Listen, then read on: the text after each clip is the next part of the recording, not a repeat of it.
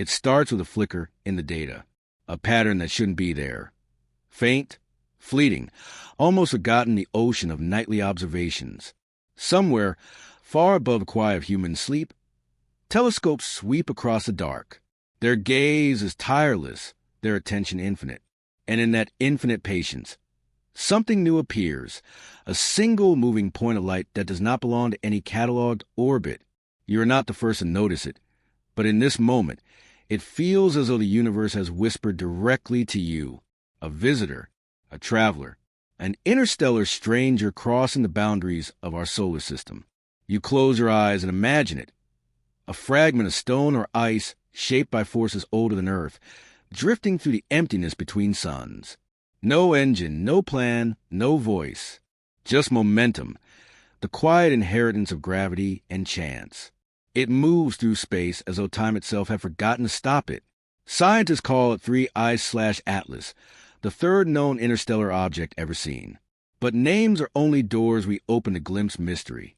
Before it became numbers and designations, it was simply motion, a faint thread woven through the stillness. For millions, perhaps billions of years, it traveled untouched, unseen. Between the stars, there is no light to define shape, no heat to change texture, no wind to guide direction. It is a realm of pure stillness. Every atom within it remembers a past collision, a birth from some distant system. Perhaps it was once part of a planet circling another sun. Perhaps it was ejected in violence, flung outward when its home world died. Or maybe it was always a wanderer born adrift. As the object enters the outskirts of our solar system, sunlight begins to find it. Photons that have traveled for 8 minutes from our star now strike its surface, each beam a silent greeting. That first touch of light awakens something in your imagination. You picture the rock, still cold, still ancient, turning slowly as the warmth brushes against it. Dust loosens. Frozen gases begin to stir. What was once silent begins to whisper. Astronomers first notice its path, and the numbers do not fit. It is moving faster than any comet, too straight to be captured by gravity.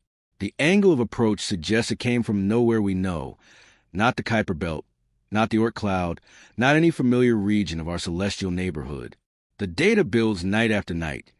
Coordinates, brightness, trajectory. You can almost hear the rhythm of human curiosity rising like a heartbeat. Who sent it? Where did it begin? What story does it carry within its cold atoms? You think about the journey it must have taken. Out there between stars is a desert so vast that even light seems patient. Distances are counted in years of travel for photons, decades for radio waves, eternities for rock. Yet here it is, drifting into our fragile realm of warmth and light. A messenger of silence entering a world of noise. You wonder if it noticed the difference. If a stone could feel, would sense our sun as a presence, a sudden blaze after infinite shadow? Would it remember the faint glow of its own forgotten star? The thought comforts you, that even in the grand stillness, there might be echoes of belonging. Scientists begin to trace its path backward, like detectives retracing steps through time. The equations reveal that it came from far beyond the edge of the sun's gravitational reach. Its velocity alone proves it. Nothing born here could move so freely. It is not one of ours. It is a visitor from another star. You imagine that other star now, shimmering faintly in the dark, one of hundreds of billions scattered across the Milky Way. Around it might orbit worlds, some frozen, some molten, some alive. Somewhere on a world that once shared atoms with this traveler. Maybe someone else once looked up at their sky and wondered where their dust might one day go. 3I/Atlas does not answer. It cannot. It carries only the silent memory of motion, a kind of cosmic amnesia. Yet even silence can speak. Its trajectory, its brightness, its subtle shimmer under sunlight. These are the words it leaves us. You remember the first time you looked through a telescope. How the light took time to arrive. How the stars were not scattered at random, but singing in patterns. The same feeling returns now. That quiet humility before something unimaginably old. To see an object from another system is to see across time itself. You picture the scientists awake in their observatories, their coffee cups cooling beside glowing screens. They're listening to the data, to the whisper of numbers arriving from space. They know that in such anomalies, the universe hides its most beautiful lessons. Every unexpected discovery begins as confusion. Every mystery starts as an error that refuses to vanish. And so they begin to study its speed, its shape, its brightness curve. Each night brings a new clue, a new question. Why does it rotate so unevenly? Why does its light vary so sharply? Why does it not behave like a comet, yet not resemble a rock? You follow their thoughts like ripples on a dark pond. You can almost feel the weight of their wonder pressing through the equations. They are not just studying a distant object. They are tracing the limits of human comprehension. Outside, the night sky stretches endlessly. Every star feels closer now, as though the universe itself is breathing. You lie back and think of 3I/Atlas passing silently through the heliosphere, its orbit bending slightly under the sun's pull, then easing away again toward interstellar dark. It does not slow. It does not stay. It simply passes through, a reminder that not all visitors are meant to remain. Some exist only to remind us of vastness, of possibility, of how much we have yet to learn. The Earth spins beneath you, oblivious and steady. Somewhere far above, telescopes continue to record its fading light, the signal growing weaker with every passing night. In a few weeks, it will be gone from view, just another small subtraction from the known sky. But something remains, not in the data, not in the pixels, but in you, a quiet awe that such a thing could exist, and that you were alive to witness it. You imagine yourself as part of that great cosmic current. Atoms recycled from stars, eyes built from light's long memory, mind open to mystery. Perhaps the universe does not send messages, but invitations. Each anomaly is a question waiting for a listener. You feel that now, the soft pull of curiosity guiding you deeper, asking not for answers but for attention. You look again at the faint trail of light on the digital map. It is small, almost gone, but it carries a story beyond words. That space is not empty but full of journeys unseen, that every silence hides motion, and that the universe still surprises those who dare to look closely. And as you drift toward sleep, the last image that lingers is of that lonely traveler gliding to the solar wind, not lost, not found, simply moving toward the next unknown. Somewhere ahead, the instruments that watch the sky will awaken again, and through them, humanity will learn how to see more clearly. For the story of the visitor is only beginning, and light has many more secrets yet to tell. You open your eyes to a quiet field under an ancient sky. Before glass, before metal, before mathematics, there were only eyes, fragile orbs of water and salt that strain to see what shimmer beyond reach. You imagine yourself standing in that first field, centuries ago, when the stars felt infinite yet close enough to touch. The night sky then was a vast silence, broken only by wonder.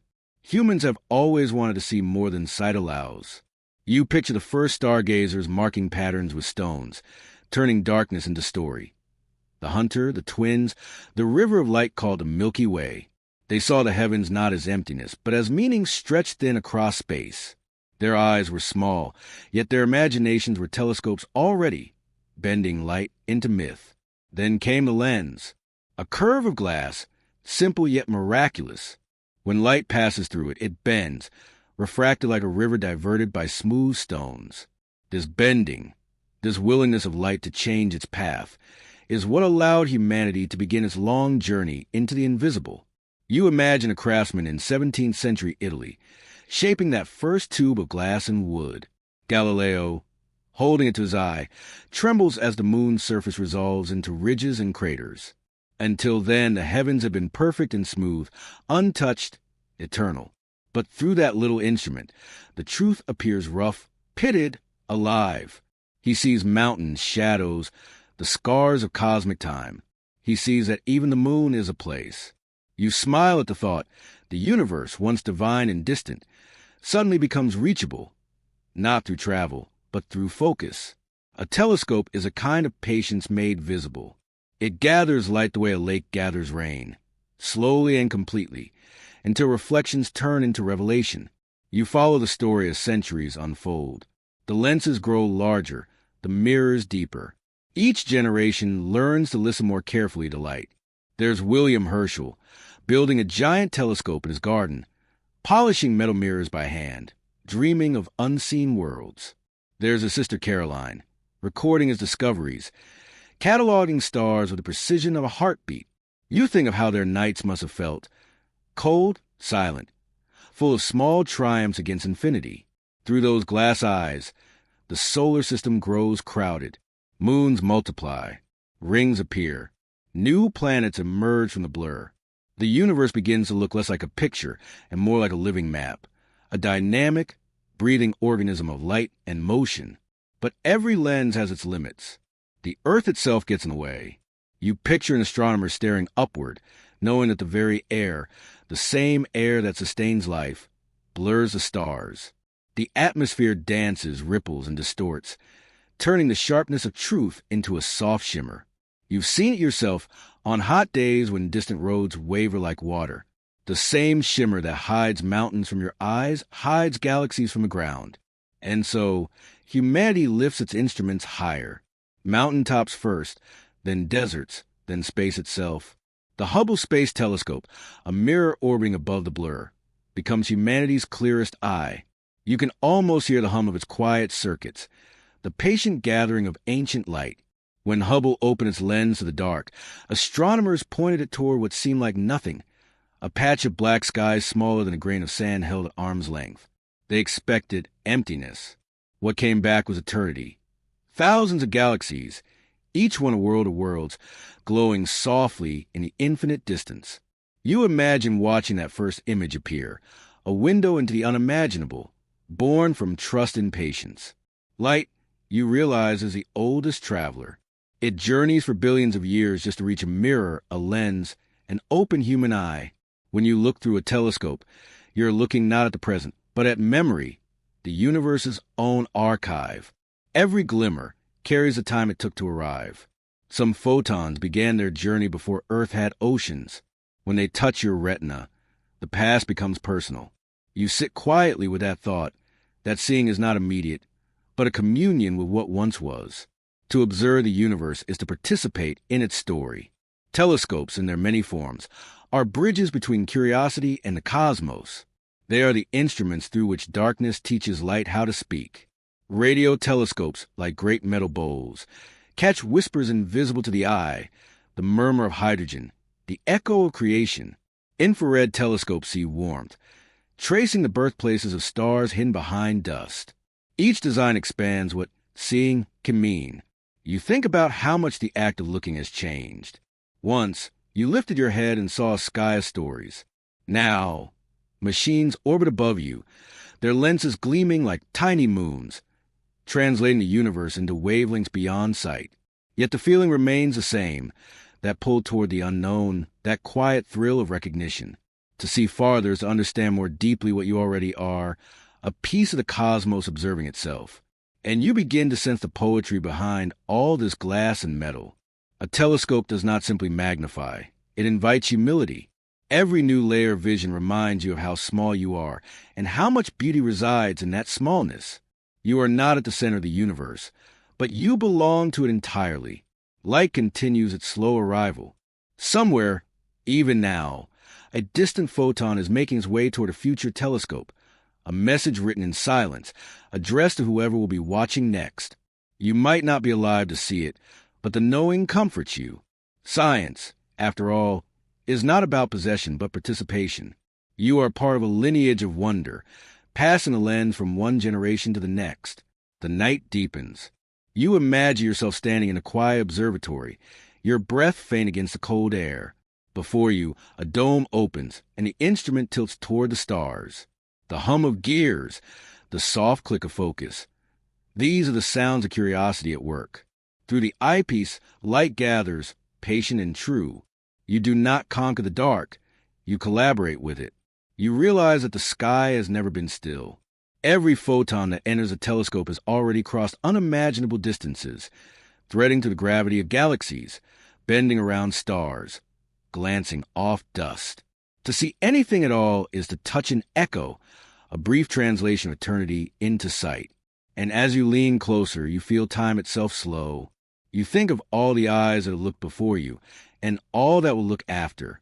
The universe, through its long silence, seems to say, you are not alone in your looking. The lens trembles slightly, adjusting to keep its focus. Somewhere beyond that glass, 3IATLAS still moves, a faint glimmer, a secret path through light and data.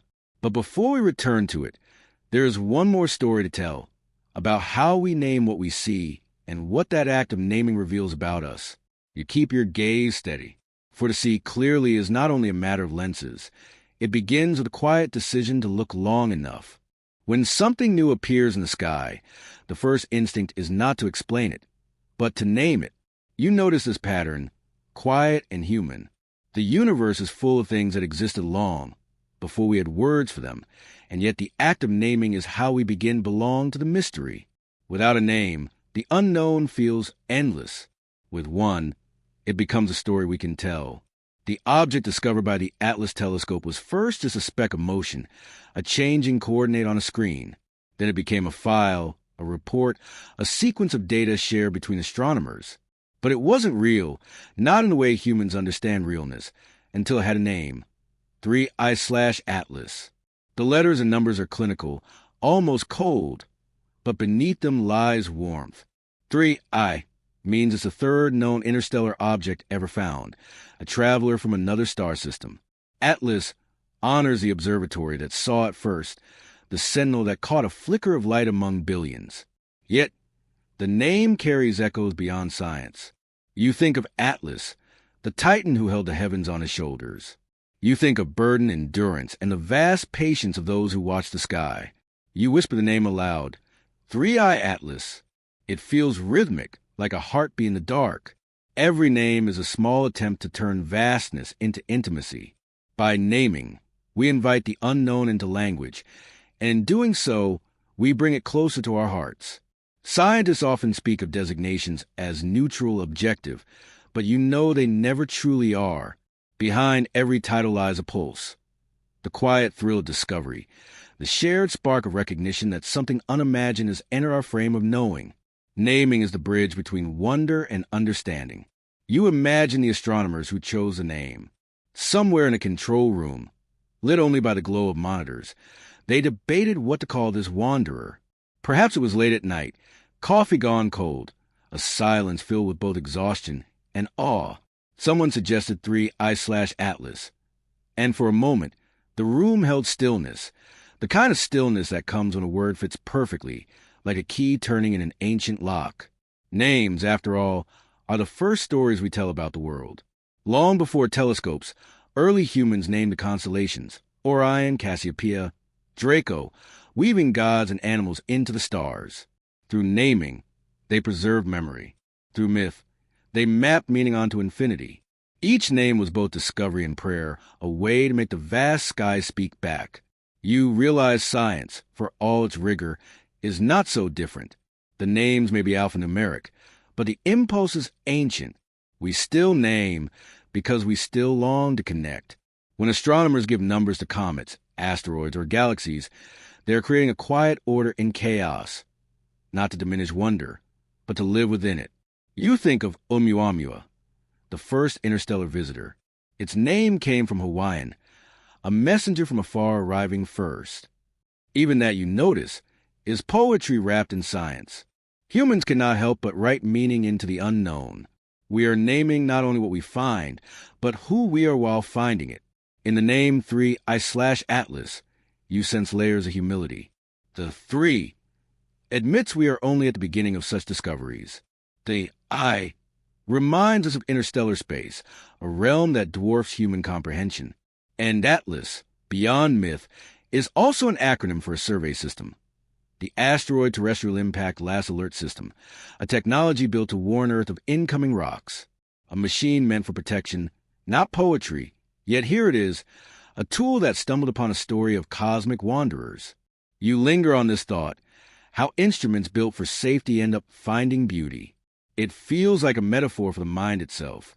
We design our reason to shield us from uncertainty, but it often leads us back into wonder. Every measurement, every label, is secretly a doorway back to awe. You begin to see naming as an act of care.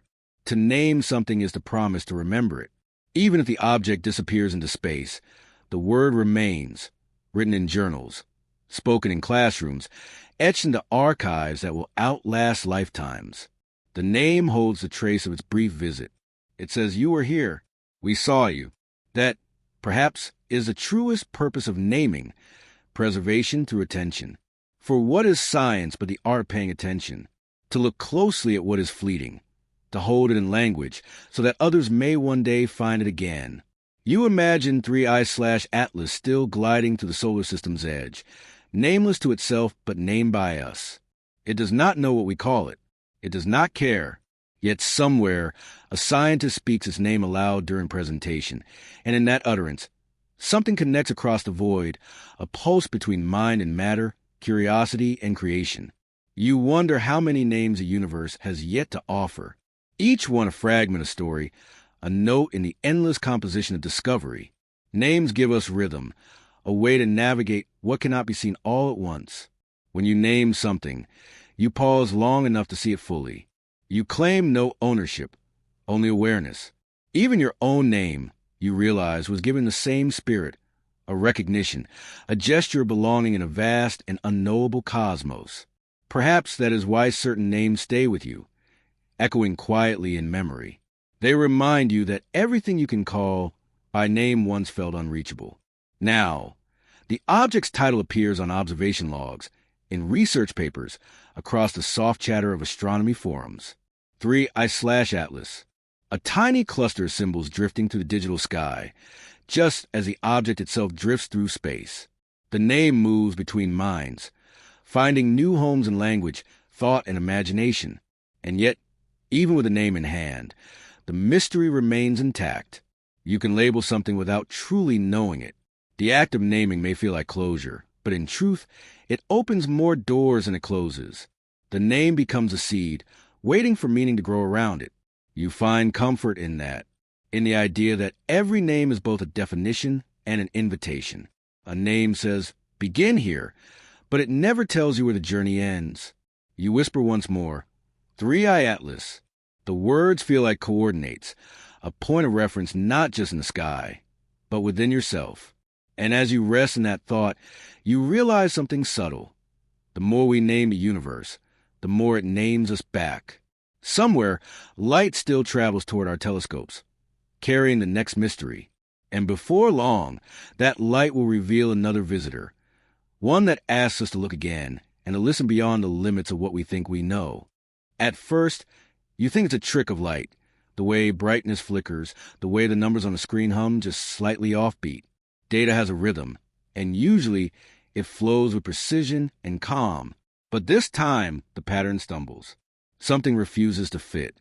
You lean closer, not in fear, but in quiet fascination. There, between the stars, is 3I/Atlas, the traveler from elsewhere. It moves too fast, yet not fast enough to be explained by gravity alone.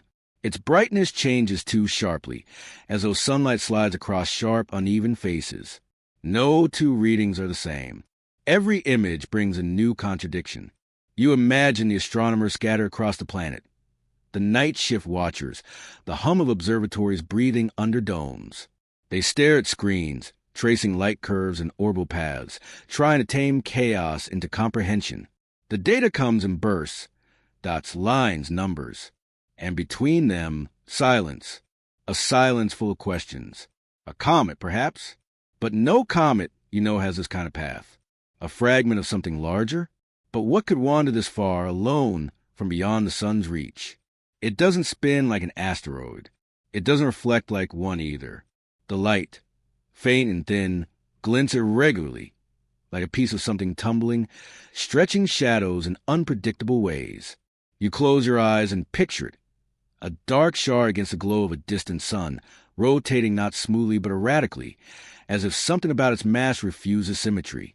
Scientists call this the light curve anomaly, how brightness rises and falls not like a sphere turning, but like a fractured mirror catching flashes. And yet, the mystery deepens. Its speed breathtaking. It enters the solar system, loops near the sun, and begins to leave again, faster than gravity alone could propel it. That means it's unbound. It will not return. It comes once, then disappears forever, like a thought too strange to repeat. Astronomers run the math again. They calculate the trajectory, account for solar pressure, radiation, and the gravitational pull of each planet it passes. But even after every correction, something remains off, a residual acceleration that no known force can explain. Some suggest outgassing, perhaps jets of vaporized ice pushing it slightly as it spins. But the data shows no trace of dust, no visible tail, no plume of water or carbon dioxide. So what is pushing away? What invisible hand steadies its flight? You think of the universe as a vast ocean of probabilities. Most things float where they should. A planet obeys gravity's slow call. A comet weaves its icy ellipse. A meteor burns exactly where expected. But sometimes in this ocean, something moves as though remembering a different set of rules. That's what makes scientists pause. Not because it breaks the laws of nature, but because it reminds them the laws are not yet complete. Every anomaly is a door slightly ajar. You imagine the discussions unfolding, quiet voices over static calls between observatories. Someone mentions non-gravitational acceleration. Another whispers artificial origin. The phrase hangs in the air like a hesitant breath. Not because it's a conclusion, but because it dares to name the unnameable. The possibility that something might have been made, not born. But even that idea is a mirror, reflecting more about human longing than cosmic truth. You understand that to call it artificial is not to prove it, but to admit how much you wish to find yourself reflected in the dark. To name it alien is to confess how alone you sometimes feel. Still, the facts remain. Its shape, its silence, its speed. No single explanation satisfies. It is cigar-like. Some say, others imagine a flattened disc, more like a shard of metal than a rock. With each model, the equations twist, yet never settle. The mind loves patterns, and when they break, it listens more closely. You breathe with the rhythm of the data, the way observation becomes meditation. Science, after all, is not certainty, but attention. To look deeply enough at a mystery is to feel its patience. The telescopes continue to trace its path as it leaves, each night dimmer, until it fades beyond reach. For a brief time, 3IATLAS has turned our collective gaze outward and inward. Its strange acceleration becomes a mirror for human curiosity. How we struggle to name what resists naming, to measure what refuses measure. You think of how many other visitors might have passed unnoticed, centuries before we had eyes of glass to see them. How many have crossed our cosmic doorstep, their trails unrecorded, their shapes never known? How many more might be on their way, drifting through the quiet like forgotten messages in the dark?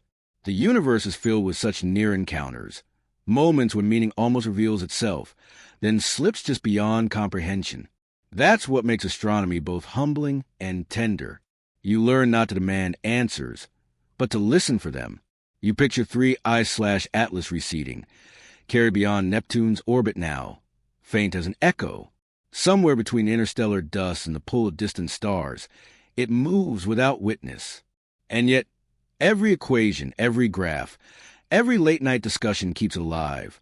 Not as a body of stone, but as an idea still glowing in the mind.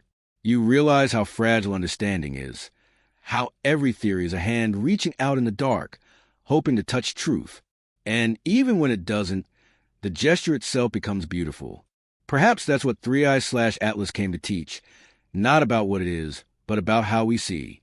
The shape that shouldn't be becomes a thought that must be followed. The anomaly becomes the invitation.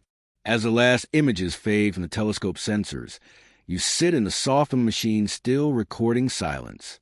Somewhere, another beam of light begins its million-year journey toward Earth, a future discovery, waiting for patient eyes. And as you drift in thought, one quiet question stirs. If something so strange has slipped through unnoticed until it's almost gone, then what else might be moving to the dark right now, just beyond the reach of knowing? Light is the oldest messenger. Long before you or any eyes could see, photons were already traveling. Small packets of energy, endlessly patient. They move through space without exhaustion, without memory, carrying only what they have touched. Each one is a tiny witness, a record of something that once was, a star's birth, a planet's surface, the brief shimmer of a traveler passing through. You sit with that thought, that every piece of light arriving at your eyes tonight began its journey before you were born. The starlight you see is history unfolding in reverse. When astronomers study 3I/Atlas, they too listen to light, reading it as carefully as you might listen to the tone of someone's voice. For light doesn't lie. It tells you what it's seen, what it's made of, how fast it moves away. Each telescope collects it delicately. Photons striking a mirror, reflected, focused, then translated into data. To you it seems like a glow, but to them it is a spectrum, a rainbow stretched into numbers. And within that rainbow there are clues. A missing line might mean iron. A dark notch might whisper carbon or water ice. Every color is a note in a cosmic song. Every gap a silence that means something. You picture 3I/Atlas illuminated by sunlight, not bright, but sufficient. The light that leaves its surface carries its secrets. Some wavelengths are absorbed, others reflected. By studying that light, astronomers begin to infer texture and color, shape and temperature. They learn not by touching, but by waiting, letting photons tell the story of distance and matter. When you look at the data, you imagine what those photons endured, the long, cold drift across space, the slow fading of energy, the moment they strike a detector on Earth and surrender their tail. They've traveled for years to say a single thing. This is what I touched. Light becomes a language, but one that must be translated. Spectroscopy, the art of listening to light, turns photons into knowledge. Each line and curve is an alphabet of atoms. From it, you can tell if something is metallic or icy, smooth or dusted, ancient or newly exposed. It is a form of empathy, this listening. You reach across the void not with hands, but with understanding. And what do you find when you listen to the light of 3I/Atlas? Not what you expect. It is neither bright nor familiar. Its reflection patterns don't match the known surfaces of asteroids or comets. It doesn't shimmer with ice. It doesn't glow with dust. Instead, it reflects like something oddly smooth, muted, metallic, almost artificial in texture. Some wavelengths echo off too sharply. Others vanish too deeply. The spectrum resists easy classification, as if 3I/Atlas is wrapped in something the solar system has rarely seen. You imagine sunlight glancing across its surface, sliding unevenly, like over glass fractured long ago. It is a surface that tells a complicated story, one of journeys through radiation and time, where dust is not settled, where micrometeoroids have carved fine etchings invisible to human sight. To study light is to study patience. Photons don't hurry. They arrive when they are ready, and you must wait for enough of them to speak. Every exposure, every hour the telescope gazes, gathers their whispers into coherence. Slowly, an image forms, not what it looks like, but of what it is made of. The story that light tells is not always complete. Some photons never arrive. Others are bent by dust or absorbed by clouds in Earth's own atmosphere. The universe edits itself constantly, deciding what truths to reveal. So science becomes a conversation with uncertainty. You ask, and the cosmos replies in fragments. Still, even fragments can be beautiful. You begin to realize that knowledge is not a final picture, but mosaic that keeps changing shape. Light doesn't just show. It evolves, carrying both memory and mystery. As the analysis deepens, one fact becomes clearer. 3I/Atlas is unlike anything born in this solar system. The light bouncing from it carries no sign of the familiar mixtures of silicate or frozen gas. Instead, it feels altered, as if weathered by cosmic rays for millions of years, polished by journeys between stars. It has seen things the sun has never touched. You think of what that means.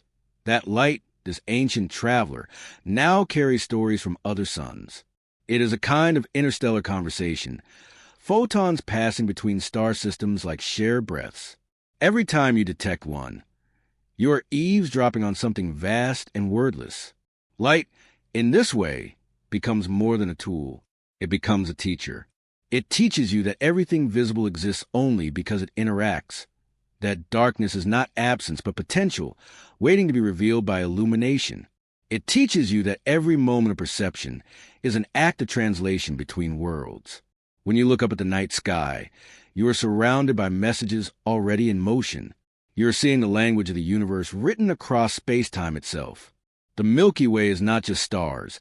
It is a memory of their light, layered and luminous, overlapping like translucent pages of a book too large to hold. And somewhere, still moving away, 3I/Atlas glimmers faintly. Each photon it sends now travels a little longer, crosses a little more darkness. Long after telescopes stop watching, those photons will keep going, perhaps reaching another civilization far away, who will read in them the same clues, the same strange story of motion and reflection and shape. You feel a calm recognition settle in you, that everything you know about the cosmos comes to you through light. You've never touched a star, yet you know their temperatures.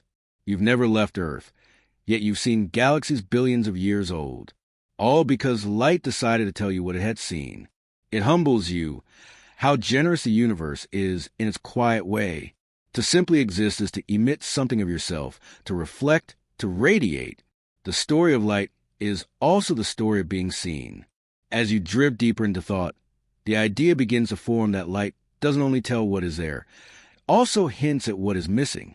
The gaps between wavelengths, the unexplained shadows, the silences between data points.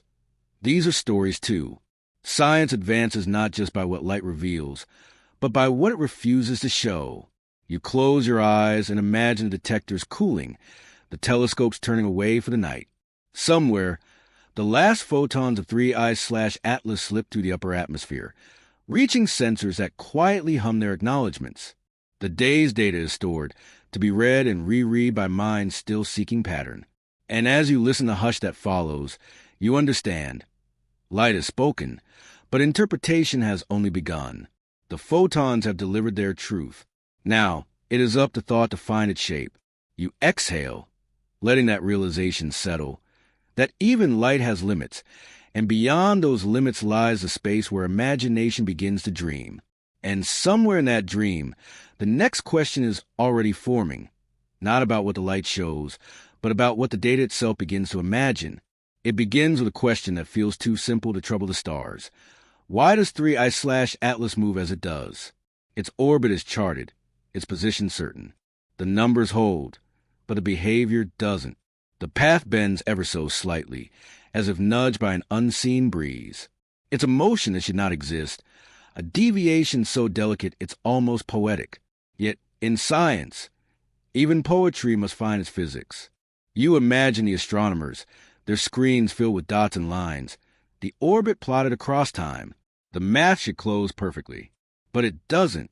The residual acceleration remains, small but persistent, as if the traveler is being whispered by invisible forces. So, you begin to search for what can move something without touching it. The first suspect is sunlight, not its warmth, but its weight, a concept that feels paradoxical. Light, though massless, carries momentum. When photons strike a surface, they deliver a tiny push, like wind pressing gently on a sail. This is radiation pressure. You picture it. The sun flinging out streams of photons at the speed of light, each one a minuscule shove, imperceptible on Earth but powerful enough, over millions of kilometers, to alter a traveler's course. You realize how patient these pushes are, not forceful, not sudden, just a steady persuasion over time. In the emptiness of space, even the softest insistence becomes destiny. Could this be what's guiding 3I/Atlas? A cosmic sail adrift, catching the light of the sun not by choice but by chance? Astronomers consider it seriously. If the object is thin enough, perhaps a sheet of material rather than solid rock, then sunlight alone could account for its drift. It would not need rockets or jets or chemical exhaust, just the constant presence of starlight. But that suggestion invites another. If it is so thin, so light, could it truly be natural? Nature rarely builds sheets in space. It crafts spheres, shards, rubble. A sail, though, that is a human thought, a technological imagination. And so, whispers arise again, artificial origin, a relic, perhaps, a fragment of something made, not born. You let the idea drift in your mind, not as conclusion, but as curiosity. The universe, after all, does not owe explanations that fit our habits of thinking. There are other candidates. Outgassing, for instance, a familiar behavior in comets. When sunlight warms their surfaces, frozen gases turn to vapor, jetting out like tiny thrusters. Each outburst propels a comet slightly, creating the illusion of self-driven motion. It's a process both chaotic and beautiful. Invisible hands sculpting trajectories from vapor and light. But 3IATLAS shows no such signs. No plume, no tail, no trace of dust. It accelerates as if breathing in silence, propelled by nothing you can see. You think about motion itself, how it defines the living and the celestial alike. Everything moves because of something: gravity, heat, pressure, thought. But here, in the dark interstellar quiet, motion seems to arise from absence, a dance performed by a ghost. There's something profoundly tender about that. The idea that the universe can move you without ever touching you. That change can come not from collision, but from illumination. You begin to see radiation pressure not as a force, but as a form of persuasion, the way sunlight speaks to matter. Each photon arrives with an invitation: move just a little, and the object, however ancient, obliges. On Earth, you live surrounded by heavier pushes. Wind, gravity, friction, all loud forms of motion. But in space, everything is whisper. A photon's nudge replaces a rush of air. Time replaces immediacy. The smallest interactions, stretched across infinity, become profound. So you start to think differently about scale. A single beam of light may be weak, but billions, sustained across millennia, can shape the paths of worlds. Stars sculpt the movement of dust. Pressure builds planets and light. The gentlest thing becomes the engine of cosmic architecture. You realizing that the mystery of 3I/Atlas is not just about what moves it, but about how we notice. The fact that humans on a small blue planet can detect an acceleration smaller than a breeze, that we can measure motion across hundreds of millions of kilometers, feels like its own miracle. Science itself becomes an act of exquisite sensitivity. Through equations and data, astronomers are learning to feel the touch of light. You imagine yourself in their place, watching the graph shift by fractions, recalculating trajectories, trying to make the numbers sing. It must feel like listening for the heartbeat of something ancient and far away. Radiation pressure, outgassing, thermal effects. Each is a candidate, each incomplete. Perhaps it is all of them, or none. Perhaps the traveler carries secrets from beyond our understanding, shaped by environments no human has yet imagined. You picture the sunlight growing weaker as 3I/Atlas drifts outward again, beyond the orbit of the outer planets. The invisible hand releases it. The acceleration wanes. Motion returns to silence. And you think, isn't that how all journeys end? Pushed at first by something unseen, an idea, a question, a glint of light, until distance and time quiet the motion back into stillness. You begin to sense a pattern forming through these chapters, through the cosmos itself, that nothing moves alone and nothing stays forever unchanged. Even a photon, the smallest traveler, moves because something before it gave it reason to. The story of 3I/Atlas becomes the story of every force that hides behind stillness. Sunlight, gravity, curiosity, all invisible, all real. You breathe deeply, letting that truth settle. The air around you feels lighter, almost radiant, as if some of those same photons now pass through your skin. And maybe they do. The light from distant stars reaches you too, carrying messages older than your species, older than your planet. They brush against you, soft, unseen, a reminder that motion never truly stops. It only changes form. Perhaps what you call mystery is simply the name for the places where motion hides. As 3I/Atlas recedes, its strange path traced and retraced, you realize something profound. Even when the math is incomplete, the wonder remains whole.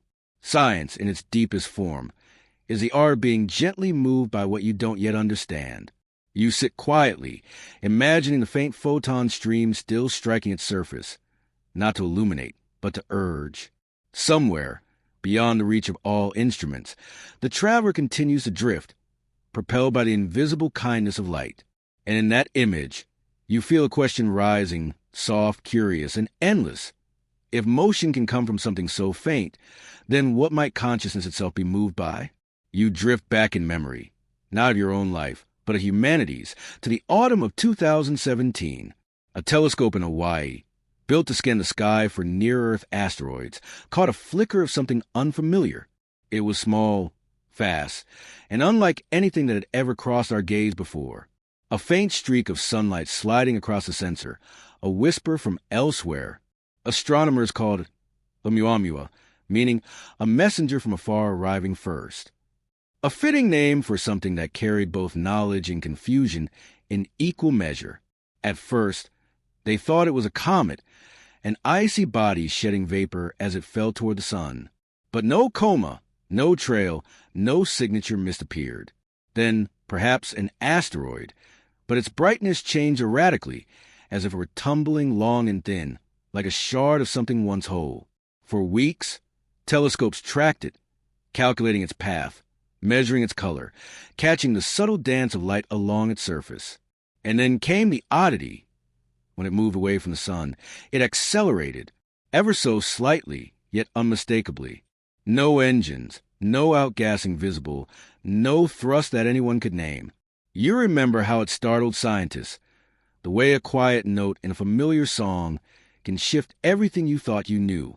They turn over every explanation: radiation pressure, sublimation, trapped hydrogen, frozen nitrogen. None fit completely. Like a story half told, Oumuamua seemed to exist in the in-between. Too small to be seen clearly, too distant to be understood fully. It became a mirror, reflecting the shape of our questions more than its own. You imagine watching it yourself, a silent traveler slicing through the sunlight, leaving no wake. It spins, glints once, and then vanishes back into the dark, never to return. Even now, its name lingers like a secret kept between stars. Scientists compared its path to what's known. Asteroids curve through the solar system like obedient dancers, tracing the gravity of the sun's pull. Comets arc, shedding vapor, shimmering with tails that point away from the light. But Oumuamua refused choreography.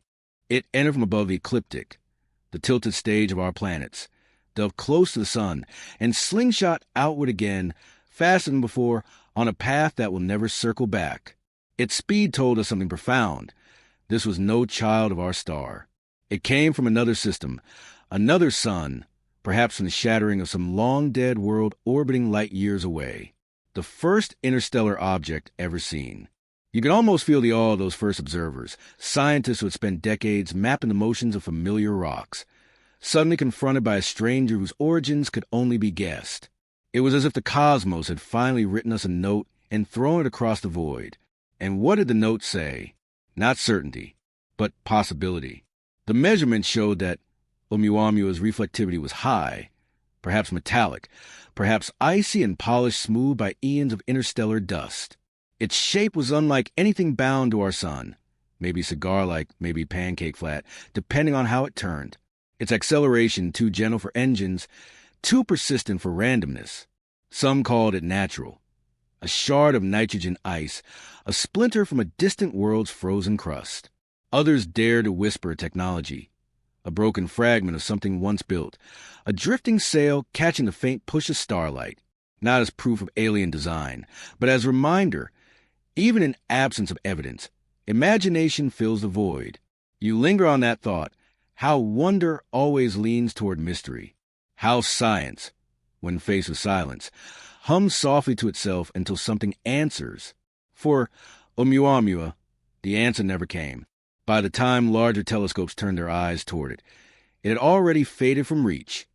Too faint, too far, its story receding faster than we could follow. Still, the data it left behind reshaped more than models. It reshaped minds. If one interstellar object had found us, surely there were more. And so, astronomers began to watch the sky differently, not just for dangers, but for visitors, for stories written in motion. 2 years later, another arrived. 2I/Borisov, unmistakably a comet, its tail bright and clear. If Oumuamua was a whisper, Borisov was a reply, a confirmation that the void between stars is not empty, but threaded with travelers, ancient and aimless, bearing the dust of countless worlds. You think of that, of how each piece of matter, each shard of ice or stone, carries memory in its atoms. Every journey through radiation and gravity etches something into its surface, a cosmic diary written in scars and spectra. Light reads those pages for us. Telescopes translate them, and we listen, always half dreaming, for meaning. In this way, Oumuamua became not an object but a mirror of our curiosity, a question written in motion. It reminded us how small the solar system truly is, how porous its borders are, that the stars are not distant walls, but doors through which debris and stories can pass. And perhaps, just perhaps, one day we might send our own fragments outward in return, tiny emissaries built from thought and metal, carrying whispers of us to someone else's sky. You imagine that exchange, two civilizations separated by oceans of time, sending stones that speak in sunlight, each traveler gliding silently, carrying only the memory of its makers and the warmth of the stars it once passed near. Oumuamua may never tell us what was, comet, shard, sail, or something stranger, but in its passing, it reminded you that the universe does not owe clarity to curiosity. It offers only glimpses. And sometimes those glimpses are enough, because mystery itself has a gravity, not a mass, but of meaning. It pulls thought inward, asking us to wonder why we want to know it all. In that sense, Oumuamua wasn't just a messenger from afar. It was a reminder of how discovery begins, with confusion and the courage to follow it. As you drift with this thought, you realize the pattern forming, one interstellar visitor, and now another, each bearing lessons about motion, light, and time, each a clue in the quiet language of space. Somewhere ahead, another anomaly waits, another faint glimmer to challenge what natural means, and what stories we dare to tell about what moves in the dark. You drift again into the quiet hum of data, a place not of stars or dust, but of numbers. The telescope's image, now only a faint frame on a computer screen, dissolves into columns of digits and colored pixels. The night sky becomes code, and code becomes meaning. Here, light has been translated into mathematics, waves transformed into patterns, photons counted and stored, each one a tiny syllable in the language of the cosmos. And yet, as you watch, you sense something underneath it, a kind of restless whisper, a vibration too irregular to be message or mistake. It is the noise beneath the data. Every measurement ever taken, every observation ever made, carries it. Noise, the quiet interference that lives between signal and silence. It comes from everywhere. The tremble of atoms is sensor, the faint warmth of the electronics, the cosmic hiss left behind by the birth of the universe. It is the background against which everything else must be heard. You imagine standing at the shore of a digital ocean, watching waves of data crash in. Some waves sparkle with clarity, strong signals, clear detections. Others are only froth, chaotic and random. But it is the sea as a whole that tells the story. No wave exists apart from the water that carries it. Scientists learn to read the sea not by eliminating noise, but by understanding it. They measure it, map it, subtract it, sometimes even use it to confirm that their instruments are alive. Noise becomes both obstacle and companion. To find meaning, you must first make peace with the chaos that surrounds it. You remember how, with 3IATLAS, the first images seem filled with uncertainty, specks, streaks, inconsistencies that can mean everything or nothing. Was that motion, or just a flicker of background light? Was the pattern in its acceleration a real phenomenon, or a product of the detector's own heartbeat? Every question came wrapped in static. And yet, within that noise, patterns began to coalesce, not through perfection, but through persistence. Repeated measurements, cross-check data, corrections made under dim monitors at 3 a.m. Scientists lean closer, learning to hear the rhythm of truth beneath the distortion. This is a discipline of science, not the search for flawless clarity, but the patient act of listening until meaning emerges. You realize it's not unlike meditation. The way thoughts drift, overlap, echo, and fade until slowly a deeper stillness forms beneath them. Signal and noise are never separate. They exist as opposites in dialogue, one defining the other. Even the universe itself began with noise. When the cosmos was young, photons scattered wildly, unable to travel far without colliding. The universe was opaque, a glowing fog of plasma and probability. Then, as it expanded and cooled, the photons were finally freed. They stretched, softened, and filled space with the faintest afterglow, the cosmic microwave background. That afterglow is the oldest noise we know.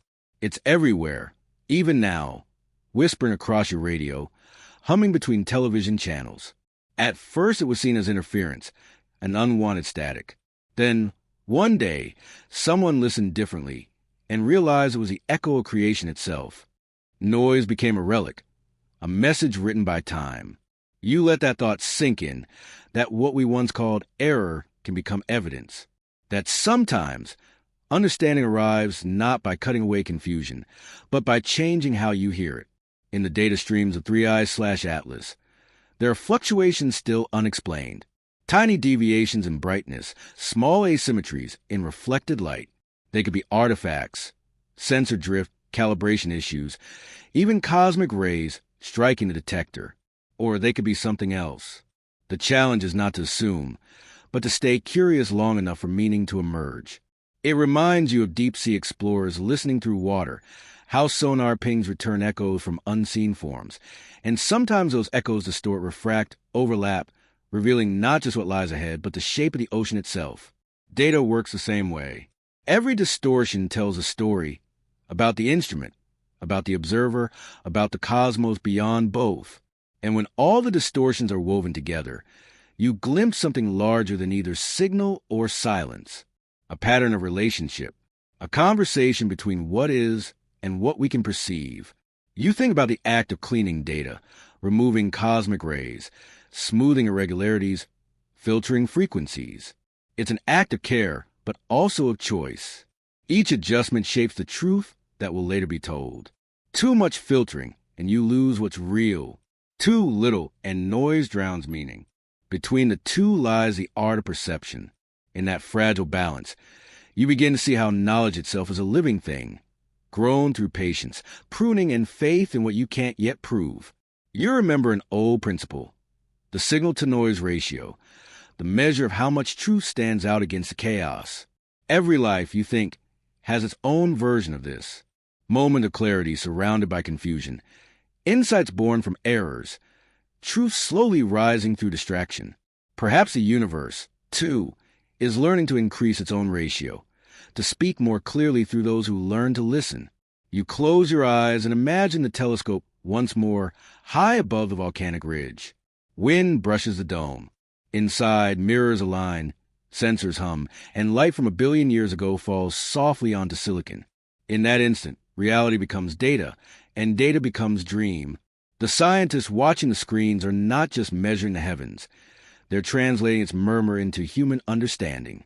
Each pixel, each uncertainty, is a fragment of dialogue. Together, they make a song not perfect, but full. Perhaps you think there's a deeper purpose in noise, to remind us that the cosmos speaks in overlapping voices, that even silence contains texture, and that the act of listening changes both listener and source. You breathe out slowly, as though exhaling through a network of stars. Somewhere between the static and the signal, you can almost hear something stirring, a pattern so faint it could be illusion or revelation, depending on how you choose to listen. And just before you drift toward that faint shimmer of meaning, you realize the next discovery will not come from what we already understand, but from the residue, the remaining hum, the subtle irregularities that refuse to vanish when the data is cleaned. The noise beneath the data holds not only confusion, but the first hints of what might come next, anomalies that beckon, questions that will not quiet, and the strange, haunting possibility that even randomness has a purpose. You rest again within the quiet field of stars. They seem so still, suspended in their endless places, but you know now that nothing rests. Even the faintest dust drifts, pulled by invisible fingers. Gravity, that gentle, ever-present companion, moves everything, even thought. You recall how the story of gravity began, not with equations, but with wonder. A falling apple, a curious mind, a question so simple it could fit into a breath. Why does it fall? From that quiet moment, Isaac Newton stitched together the heavens and the earth with one thread of force. Apples and planets, moons and tides, all became dancers in the same unseen field. Newton imagined a universe governed by certainty. Every motion could be predicted, every orbit mapped. If you knew where a thing was and how fast it moved, you could know its future forever. Gravity, in his hands, became an equation so perfect it seemed eternal. It described not only what was, but what should always be. You let that sense of order sink in, the comfort of knowing that the universe could be measured and understood, that beneath chaos there was symmetry, beneath mystery, a method. But like all forms of clarity, it was temporary. Centuries later, the light of a new idea began to bend that certainty. Einstein arrived not as a destroyer, but as a soft voice in silence, saying, perhaps it is not force that pulls us, but space itself that curves. And suddenly, the apple didn't fall because it was tugged. It fell because it followed the natural curve of the world around it. Space was no longer the stage upon which things moved. It was a dancer, bending and stretching, shaping every step. You imagine the sun now not as a master pulling planets on invisible strings, but as a weight pressing into the cosmic fabric, and the planets as marbles rolling along the dimples it creates. They aren't forced to orbit. They fall endlessly around the sun, their paths graceful and inevitable. Einstein's gravity is not aggressive. It's patient. It doesn't demand motion. It allows it. It's the gentle lie that tells you you're standing still, when in truth, you are constantly falling. Here, in this new way of seeing, even light obeys a curve. Photons, massless travelers, bend near stars not because they're pulled, but because the path they move through has been reshaped. The universe becomes a great tapestry, and every heavy thing distorts the weave. You picture 3IATLAS drifting through that woven darkness. Its path curved not by choice, but by the softness of space itself. Its motion tells a story of invisible hills and valleys. Gravity, quiet and consistent, writes its name into every orbit. And yet, even now, something feels incomplete. You know gravity not as a single truth, but as a collection of approximations, each version truer than the last, yet never the final word. There are hints that something deeper lies beneath Einstein's curves, a whisper that space and time themselves might be emergent, woven from quantum threads too fine to see. Perhaps gravity isn't a thing at all, but a kind of illusion born from countless unseen interactions, like the shape of a wave formed from individual drops. The universe has always hidden its simplicity inside complexity. And you, like the scientist watching 3I/Atlas drift, can only learn by watching how it moves through the unseen. You remember how data once refused to obey gravity's rules. Its acceleration didn't match what should have been. Some said it was a trick of measurement. Others that radiation pushed it subtly. But there was another possibility, quiet and uneasy, that gravity itself was whispering something new. You let the thought float. What if the force that binds a cosmos is not constant, but alive, changing as the universe breathes? Einstein's fabric, so elegant, may not be smooth at all. It may shimmer like water, vibrating with quantum ripples. And through that shimmer, matter might not just bend space. It might emerge from it, like a melody born from the vibration of strings. If that's true, then every orbit, every fall, every stone that slips from your hand is not obeying command, but participating in a rhythm older than light. Gravity becomes not law, but language, one that matter and energy use to communicate. When a planet moves, space listens. When a star collapses, the universe trembles in reply. You remember the waves, not of water, but of space-time, the gravitational ripples detected when black holes merge. They're the softest voices in existence, stretching and compressing everything, their echoes crossing billions of light years to gently shake our instruments here on Earth. To feel such a faint tremor is to touch the breath of the cosmos itself. And yet, even this triumph of observation leads not to certainty, but to more wonder. For if space-time can move, then what lies beneath it must be stranger still. You imagine standing in a quiet field, watching an apple fall once more. It doesn't rush, it yields. It trusts the path that the world has made for it. And you feel something like that in yourself, a quiet surrender to a gravity not of mass, but of meaning. For gravity's gentle lies are not deceit. They're the universe's way of easing you toward truth. It tells you the story you can understand until you're ready for the one you can't. Every generation corrects a story slightly, refines the orbit, adjusts the curve, adds another layer to the saw complexity. And each correction is a confession that even when we are wrong beautifully. You close your eyes and feel yourself floating, not weightless, but woven into everything else. You, too, distort the space around you, not by mass, but by presence. Every thought, every question, bends a path of understanding in some small way. Perhaps gravity does the same, not pulling, but inviting things closer. And perhaps that's what curiosity is, too, the gravity of the mind. You breathe in slowly, as if inhaling the curve of space itself. The data from 3IATLAS still travels, numbers drifting through networks, seeking their own equilibrium. And as you exhale, a thought forms, gentle and unfinished.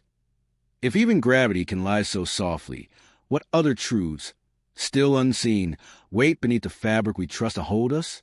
You close your eyes and imagine a graph, a landscape made not of hills or oceans, but of curves that rise and fall like slow breaths. Each point is a guess, a whisper of what might be true, and around it, faintly shaded, lies uncertainty, that soft halo of maybe, the gentle fog that humbles even the sharpest mind. You wander into that fog tonight. It doesn't frighten you. It feels cool against your thoughts, like dew settling on skin. Here, you are not asked to know. You are asked to listen, to let the unknown speak in its quiet, statistical language. Science, after all, has never promised certainty. It offers instead a method, a rhythm of trial and correction, a conversation between what we think and what is. Every experiment is a question spoken to the universe, and every result is a murmur and reply, shaded with probabilities. The world never answers in absolutes. It answers in likelihoods, in confidence intervals, and ranges of possible truth. You picture a scientist at her desk, her hands resting on a stack of data. Her eyes are tired, but there's a peace in them. She knows her measurements carry errors, that her instruments tremble, her calculations breathe. Yet this does not make her work weaker. It makes it alive. Every number she writes glows faintly with the pulse of the unknown, a reminder that truth is not a stone to hold, but a horizon to walk toward. You walk with her now, through corridors lined with equations. The walls shimmer as if written in starlight. One formula hums softly, the language of probability. It speaks of chances, of distributions, of the beauty of not knowing for sure. In this place, uncertainty is not chaos. It is structure, shaped like a bell curve, elegant and calm. There's comfort in this, that life itself follows such curves. Your heartbeat, your breath, the way leaves fall in wind, none are perfectly regular. Each carries variation, a quiet randomness. Nature does not demand perfection. It plays with possibility. The river doesn't flow in straight lines. It meanders, exploring. You realize then that to live scientifically is to live gently. It means accepting that you may be wrong, and that being wrong is part of learning. It means holding your conclusions like fragile shells, beautiful but temporary. Every discovery opens a door, but behind it are more rooms, more shadows, more questions waiting. In the dim light of this realization, your own thoughts begin to soften. You think about your memories, how even they change each time you recall them. You think about your beliefs, how they bend quietly as new evidence arrives. And you think about the universe, vast and shifting, always offer more than one possible story. Perhaps uncertainty is the truest form of honesty. It admits our limits. It reminds us that the future cannot be perfectly predicted, that even the smallest measurement holds a margin of doubt. The stars above flicker not only because of distance and air, but because our seeing is imperfect, our knowing incomplete. And yet, how beautiful the flicker is. In statistics, there is something called an error bar, a small line extending from each data point, showing how uncertain that point is. You imagine those bars now, not as marks of failure, but as the pulse of curiosity. Each one says, "Here's what I found, but I could be wrong." It's a quiet act of humility, a scientist's version of a bow. You wonder what your own life would look like if drawn this way, a scatterplot of choices, each with its own range of uncertainty. Moments of confidence, moments of doubt. Perhaps the pattern would still reveal something beautiful. Not precision, but grace. The grace of trying to understand. When you breathe in, you feel how the air itself is uncertain, full of invisible movements, molecules colliding, drifting. Yet somehow, in this dance of chance, order emerges. The laws of thermodynamics hold. The patterns of weather unfold. Even randomness has a rhythm. If you listen long enough, you remember a lesson from physics. That uncertainty is not just a flaw of measurement, but a property of reality itself.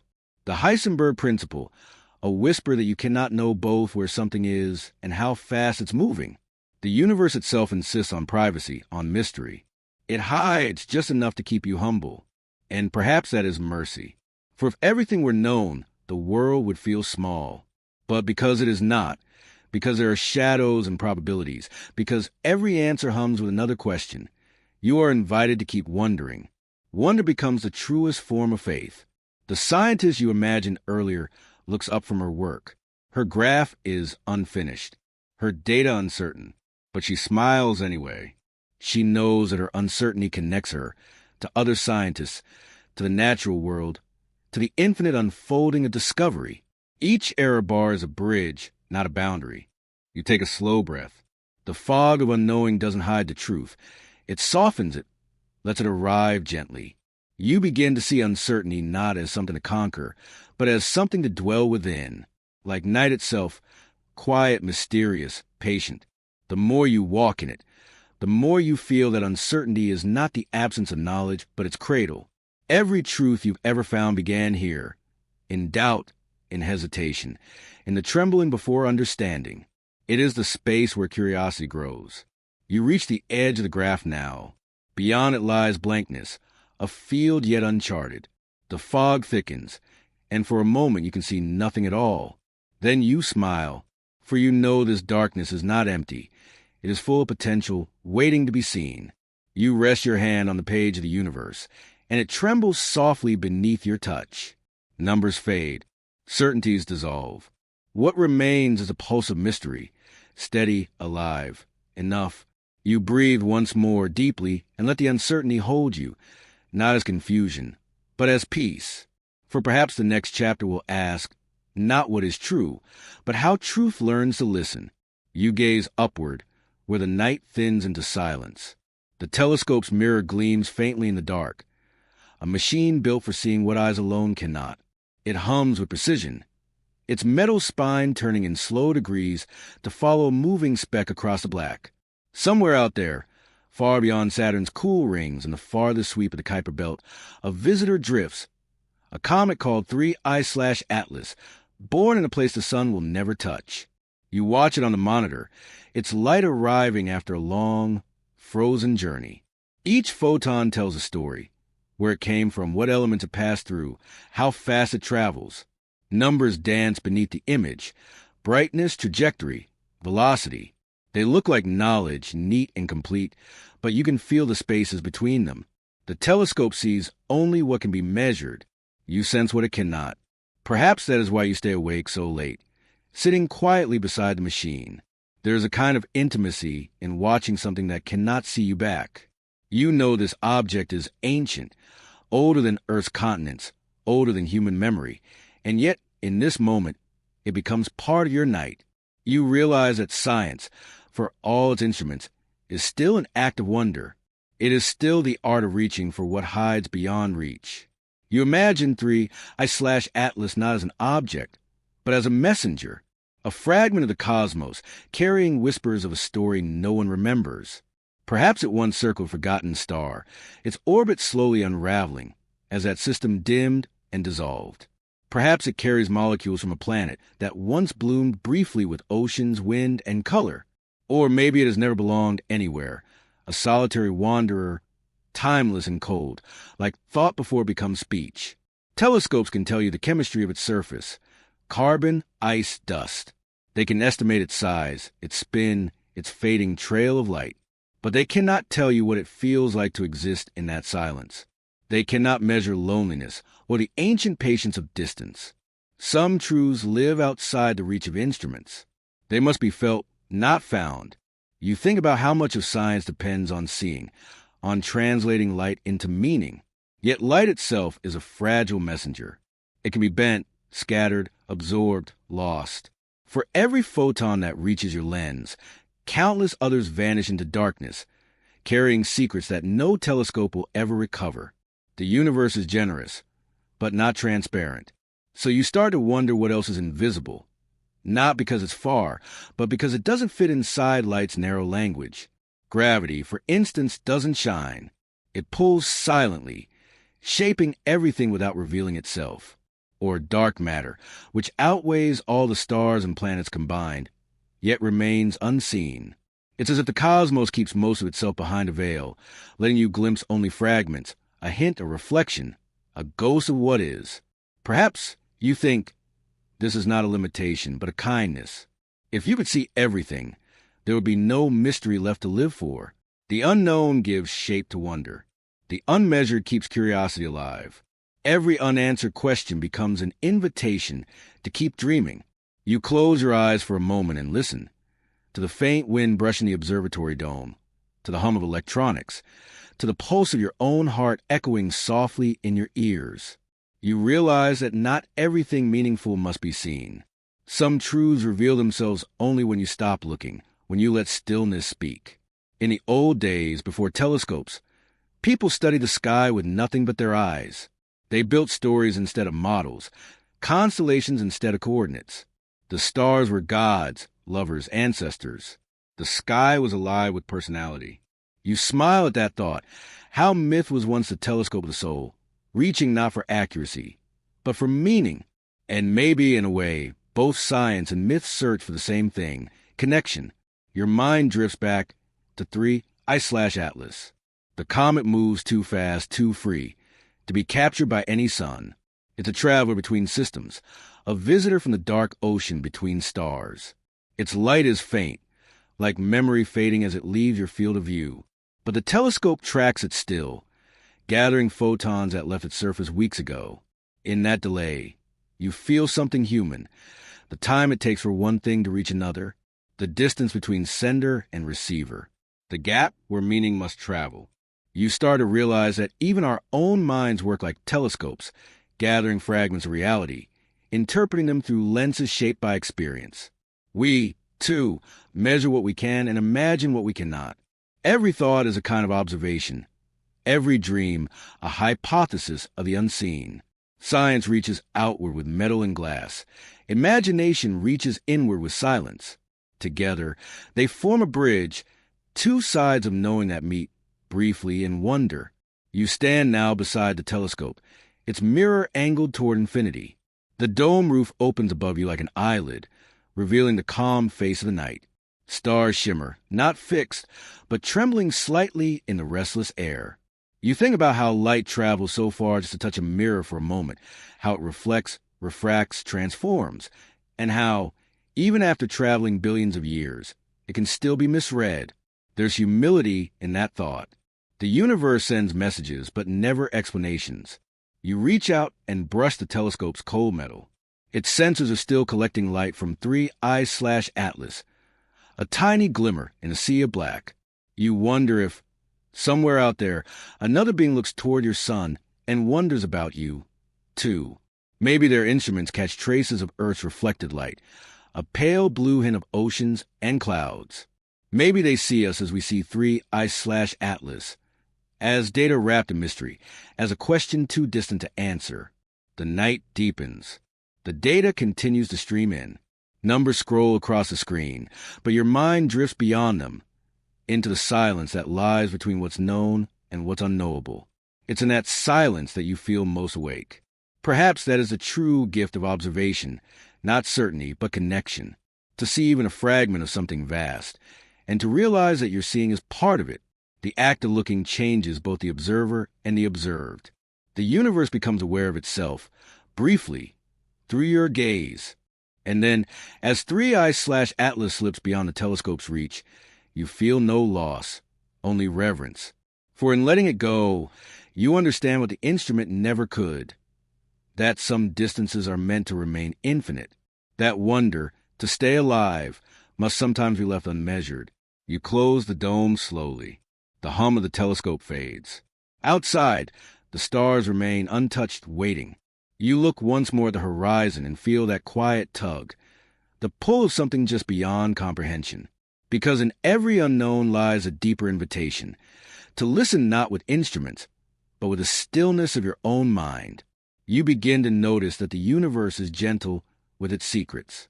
It hides them not out of malice, but out of kindness, as if it knows that too much truth, all at once, would overwhelm the fragile wonder inside you. The stars do not shout their stories.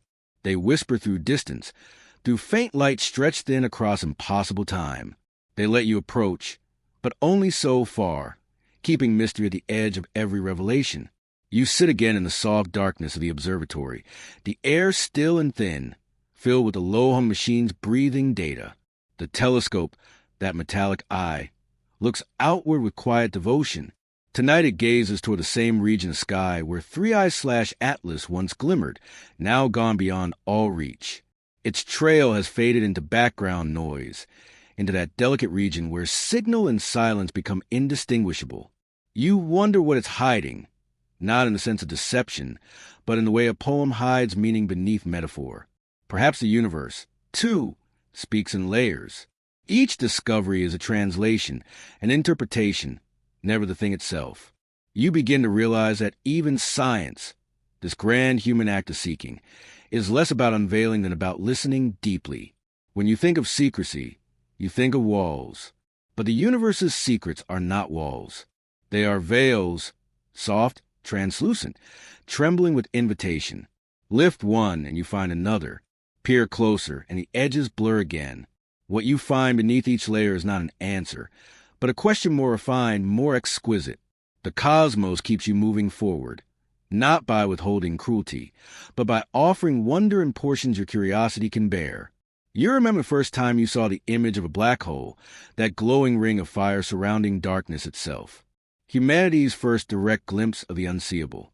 People called it a triumph, a revelation. Yet the black hole revealed nothing of its true heart, no texture, no surface, no sound. It remained what it always was, a silence so complete that it bends even understanding. And still, that image made you weep, because sometimes to see only the outline of a mystery is enough. You realize now that the kindness of the universe lies in its restraint. If it gave you everything, every detail, every mechanism, every reason, all would vanish. Certainty is not the friend of wonder. To keep you searching, the cosmos must also keep you dreaming. Outside, the night air feels colder. You step out of the observatory dome and look up. The stars shimmer in stillness, each one an echo from a distant time. Some of the light you see tonight left its home before humans existed. Some left before Earth was even born. You are not seeing them as they are, but as they were, tiny fragment of ancient truth arriving just now, as if the universe wants to tell its story slowly, carefully, over eons. You find comfort in that slowness. There is no rush in cosmic time. Stars collapse, galaxies drift apart, atoms rearrange themselves into living thought, all with the patience of eternity. The universe never demands your comprehension. It simply invites your attention. Perhaps that is the real relationship between you and the cosmos, not pursuit, but dialogue. You ask questions. It responds in gestures of light gravity, magnetism. You listen through instruments and intuition alike. Each discovery is a small nod from something vast, a quiet acknowledgement that you're still paying attention. You remember an experiment once described by a physicist. Two particles, separated by vast distances, still responding to each other's presence. Entanglement, they called it, a kind of invisible thread binding them beyond space. You imagine that this is how curiosity works. Each question you send into the dark is like a particle paired with some hidden answer, connected by an unseen bridge. The moment you care enough to ask, the universe feels a tug. And maybe, just maybe, it answers in its own slow language. Not with words, but with beauty, with the curve of a galaxy's arm. the pattern of frost on a comet's skin, the faint hum of cosmic background radiation, a lullaby left over from the beginning of time. There's humility in realizing how little you can truly know, but there's peace in it, too, because not knowing means there's always more to love, more to wonder about. Every unanswered mystery keeps the story alive. You think of scientists who devote entire lifetimes to studying one phenomenon, a single molecule, a single particle, a single pattern in the cosmic microwave background. Their work may never end in clarity, yet their devotion, their quiet persistence, becomes its own kind of truth. In seeking without finding, they touch something sacred. Maybe the universe understands this better than anyone. Maybe it keeps its secrets because it wants you to keep looking. It wants you to stay amazed. The wind rises gently across the plateau. You pull your coat tighter and feel small in the best possible way. Somewhere far above, stars burn with indifference, and yet their light feels intimate, as if meant only for you. You realize that meaning is not given by the cosmos. It is made in the act of witnessing. You bring the warmth. You bring the story. The universe provides the silence. You tilt your head back and close your eyes. Behind your eyelids, light lingers, soft afterimages of constellations. You think of how even the darkest sky is never truly black, how background radiation hums faintly everywhere, a memory of the beginning. Nothing is ever truly empty. Even absence glows with history. Perhaps that's what kindness looks like on a cosmic scale, to allow both light and dark to coexist, to make space for mystery within meaning. The universe never insists on being known. It lets you choose how deeply to look. It trusts you to stop before blindness, to wonder without burning out. You breathe in the cold air and feel the moment widen around you. Somewhere in that vastness, 3IATLAS still drifts untouched, unseen, free.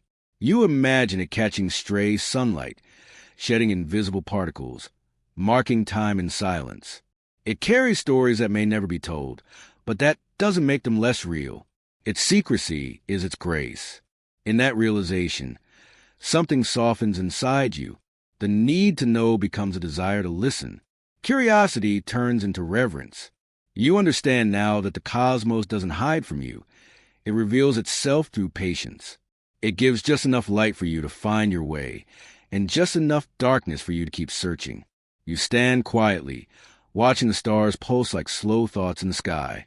The secrets are still there, not locked away, but alive in every question you've ever asked.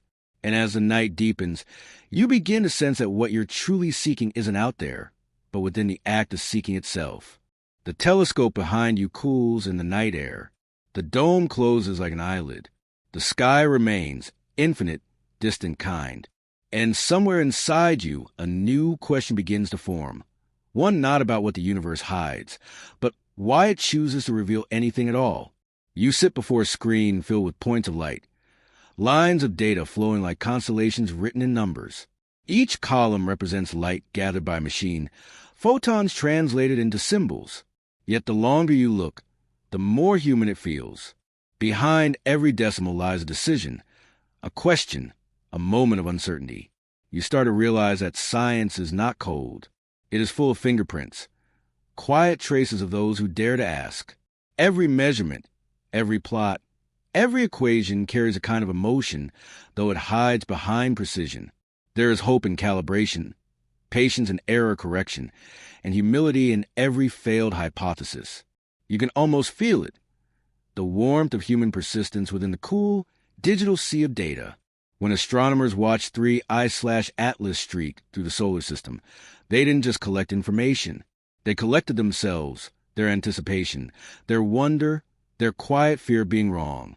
Each pixel in the telescope's sensor was an echo of someone's attention. You imagine them, sitting in darkened control rooms, hands hovering over keyboards, eyes dry from hours of waiting. They whisper to one another in soft voices, not to disturb the delicate rhythm of the machines. Outside, the universe continues, vast and silent. Inside, a few humans try to listen. They believe they are studying a visitor from between the stars. But in truth, they are studying their own limits. How much can be known? How much is interpretation dressed as fact?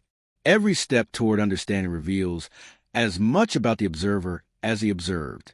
Science, you realize, is a kind of mirror. It reflects what we bring to it. Our clarity, our confusion, our need to belong to something larger. When the data shows an anomaly, our minds fill the gaps with stories. Maybe it's an alien craft, some whisper. Maybe it's a fragment of an ancient system. Or maybe it's something entirely ordinary, dressed in the language of surprise. It's tempting to think of science as pure, untouched by emotion or belief.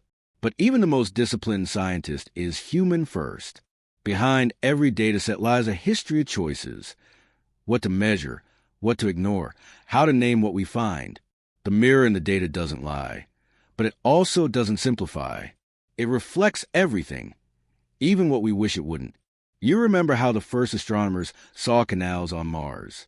They weren't there, of course, but the idea took root because people wanted to believe they weren't alone. Our instruments were limited then, but our imagination wasn't. Sometimes, the mind projects patterns onto the unknown because it cannot bear the emptiness of uncertainty. And even now, with better tools and clearer eyes, that instinct remains.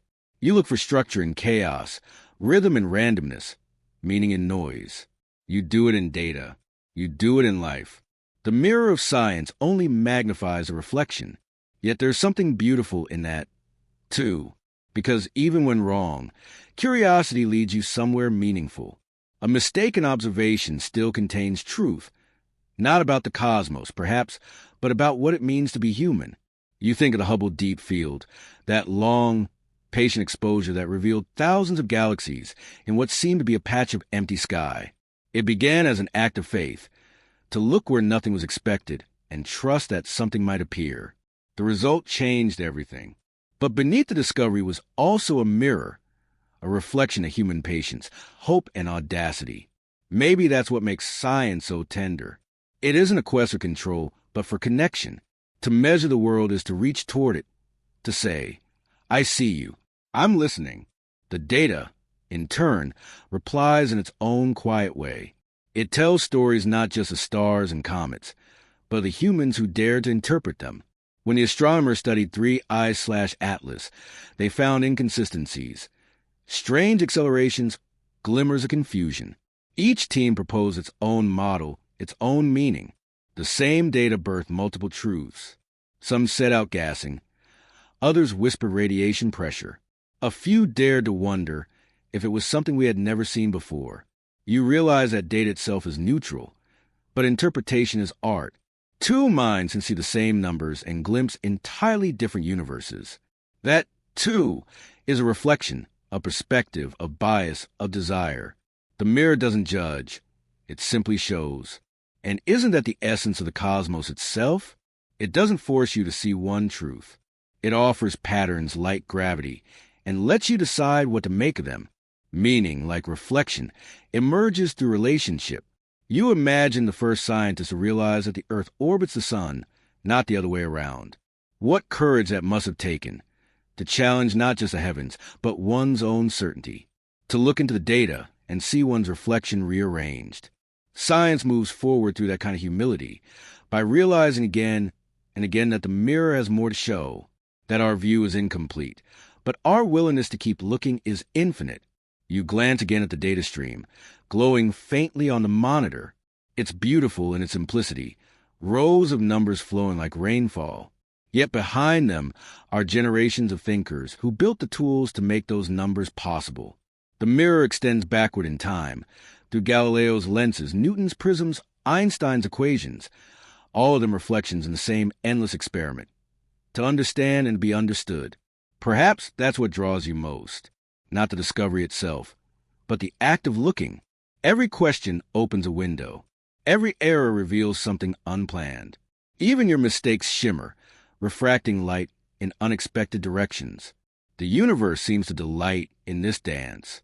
It never reveals itself all at once. It lets you glimpse your reflection only in fragments, reminding you that knowledge is not ownership. It's relationship. You breathe slowly. The hum of the telescope fills the air, steady and low. Somewhere, data continues to flow, patient and precise. The mirror of science waits quietly, reflecting both the stars and the souls that study them. Maybe, in the end, that's what makes it sacred, this shared reflection between curiosity and cosmos. You are not separate from what you study. You are made of the same matter, shaped by the same physics, illuminated by the same light. To look outward is always to look inward.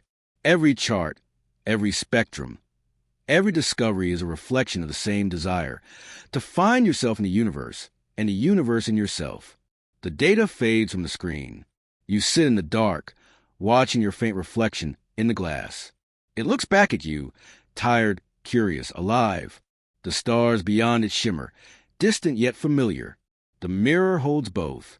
And as you breathe, you wonder, softly, without urgency, if what we call knowledge is really just the universe learning to see itself through us. You begin tonight's quiet exploration not with certainty, but with wonder, that tender, trembling state between ignorance and illumination. You sit with the thought that knowing has always been fragile. Across centuries, humans have built cathedrals of understanding from fragments of confusion. They have peered into smoke and shadow, into flickers of flame and starlight, trying to make the invisible visible. And yet, for every law written, there is a margin of doubt, an unfinished edge, a corner still dark. You breathe slowly. The night reminds you that even darkness is a kind of teacher. It shows you where the light isn't yet. The history of science is not a march, but a slow tide. It rises and falls, reshapes its shores, withdraws, returns.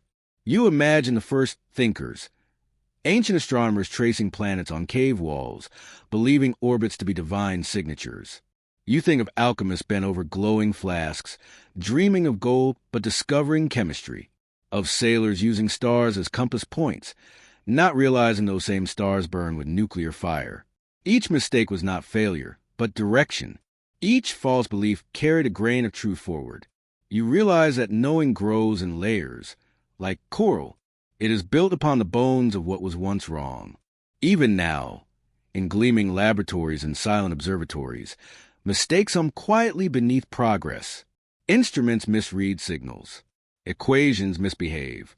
The human mind, with all its brilliance, still slips on patterns that look real but aren't. Scientists know this, and yet they continue. They measure, compare, test again, not because they are certain, but because they accept uncertainty as the only honest foundation. You close your eyes and imagine a scientist late at night, face lit by a monitor's glow. They are not unlike an artist, waiting for the shape to appear in the blur. The data becomes a painting, lines a possibility, colors a probability. Each interpretation is a brushstroke. And still, they know the picture will change. Tomorrow's telescope, tomorrow's thought will alter the frame. You think of Galileo, the trembling of his hand as he turned his telescope toward Jupiter and found its moons, moving in rebellion against Earth's imagined throne. His discovery didn't destroy old knowledge. It simply invited a new sky. You think of Darwin, sketching the tangled tree of life with no idea how genes would later reveal its branches. You think of Marie Curie, her notebook still glowing faintly with the residue of her discoveries, the literal light of knowledge, too bright to handle without care. Each of them, fragile and flawed, stood in the river of not knowing and called it beautiful. You realize that truth is not a solid ground but a shifting sea. You can stand on it for a moment, yes, but soon it moves beneath you. The art is not to cling, but to float, to let the current teach you its rhythm. And so you begin to see, knowing is not possession, but relationship. It's a dance between what is observed and what observes, between the universe and your understanding of it. The observer always leaves fingerprints. In the data, in the theory, in the metaphor chosen to describe it. There is no pure truth without the human gaze coloring it slightly. Still, science endures, not because it's perfect, but because it forgives itself. It corrects, revises, grows gentler in its self-awareness. You think of the word error. It comes from the Latin errore, to wander. A mistake, then, is not a sin, but a step. To err is to explore. Every wrong turn is a path that teaches where not to go, and that too is precious. You breathe again. The universe hums softly in the background, a constant signal through the noise. Every discovery you've ever admired began as uncertainty shaped by attention. Even the laws of physics, those pillars of reason, are only as strong as the evidence beneath them. Gravity itself, once seen as universal, now bends under the weight of quantum possibility. Light behaves like a wave and a particle, both and neither. The deeper you look, the less the universe seems to choose. It's as if the cosmos is whispering, "Do not rush to conclusions. I am not finished being mysterious." You find comfort in that whisper, because to live in a universe that can never be fully known is to live in a story that never ends. Curiosity becomes its own kind of peace, not the peace of final answers, but a perpetual becoming.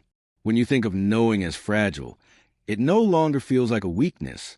It feels like art, like glasswork, spun and blown from the breath of countless thinkers, each adding a little clarity to the world. And like glass, knowledge can break, but when it does, its shards still catch the light. You imagine holding one such shard in your palm. It glows faintly, the residue of all that has been learned and forgotten. You can't grasp it tightly. It cuts if you try. You can only hold it gently, knowing it reflects a fraction of something vast. Outside, the night remains full of questions. Maybe that's the universe's kindness, not to hand you everything, but to invite you closer. You picture scientists again, across centuries and continents, united not by conclusions, but by wonder. Each generation inherits uncertainty, reshapes it, passes it on.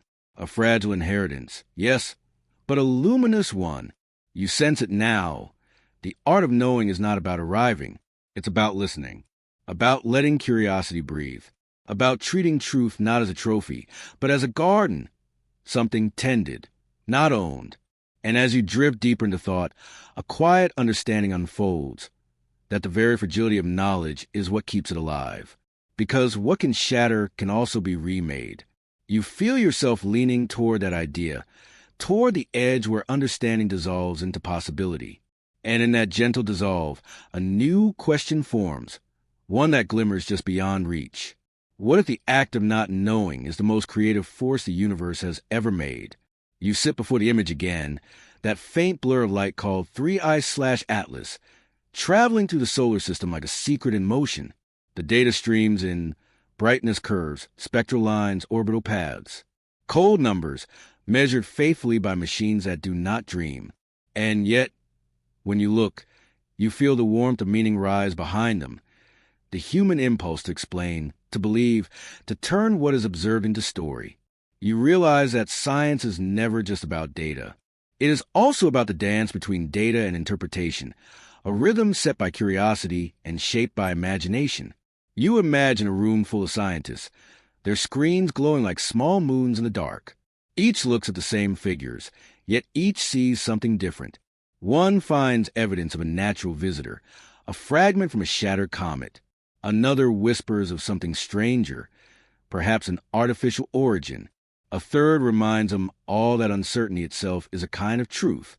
The numbers don't change, but the meanings shimmer like light on moving water. And you see how belief begins, not as dogma, but as direction, a quiet leaning of the mind toward one possible world. Belief in science is rarely about faith in the unseen.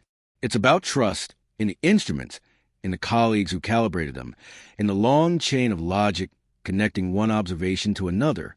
But somewhere in that chain, the human mind weaves narrative. It fills gaps with intuition, with imagination, with hope. Even the most disciplined researcher carries a small ember story inside, a hunch, a dream, a feeling that the universe is about to confess something. That ember glows behind every late-night calculation, every telescope aligned toward a dark patch of sky. You remember that science is a conversation, not a verdict. And like any conversation, it is full of pauses, misunderstandings, and sudden revelations. The cosmos speaks in hints.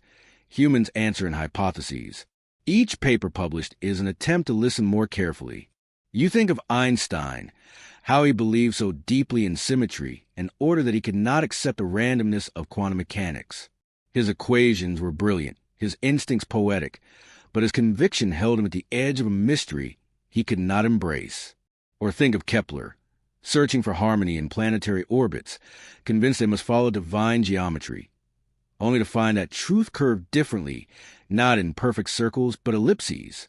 Even wrong beliefs leave luminous footprints. Belief, you realize, is the scaffolding of discovery. Without it, the climb will be impossible. With it, you can reach further, though sometimes into clouds that never clear. You return to 3IATLAS in your thoughts. It moves silently between planets, indifferent to the arguments it inspires. To one scientist, it is merely an interstellar rock, unremarkable, except for its origin. To another, it is a messenger, evidence that something intelligent may have shaped it long before it crossed the sun's light. The debate flares and cools. Papers rise and fall, yet the object itself remains unchanged, following its trajectory through the dark. You wonder, then, if belief says more about us than about the universe. Perhaps belief is the mind's way of touching mystery without breaking it. To believe is to admit that you care, that the unknown moves you enough to imagine its shape. Even skepticism, when sincere, is a kind of belief in the process, in the slow unfolding of truth. You think of how scientists handle this delicate balance. They must believe enough to search, but doubt enough to test. Too much faith, and the data becomes decoration. Too much doubt, and curiosity withers. The real art lies in the middle, a steady trembling between trust and question. It reminds you of the way a telescope must focus. Too much adjustment, and the image blurs. Too little, and the details remain hidden. The act of seeing clearly depends on an invisible patience. You close your eyes and imagine the first moment someone saw 3I/Atlas appear in the data stream, a faint line moving where no known object should be. The pulse quickened, the voice in the mind whispered, "What if?" That question, more than the image itself, ignited belief, because belief at its root is not about proof.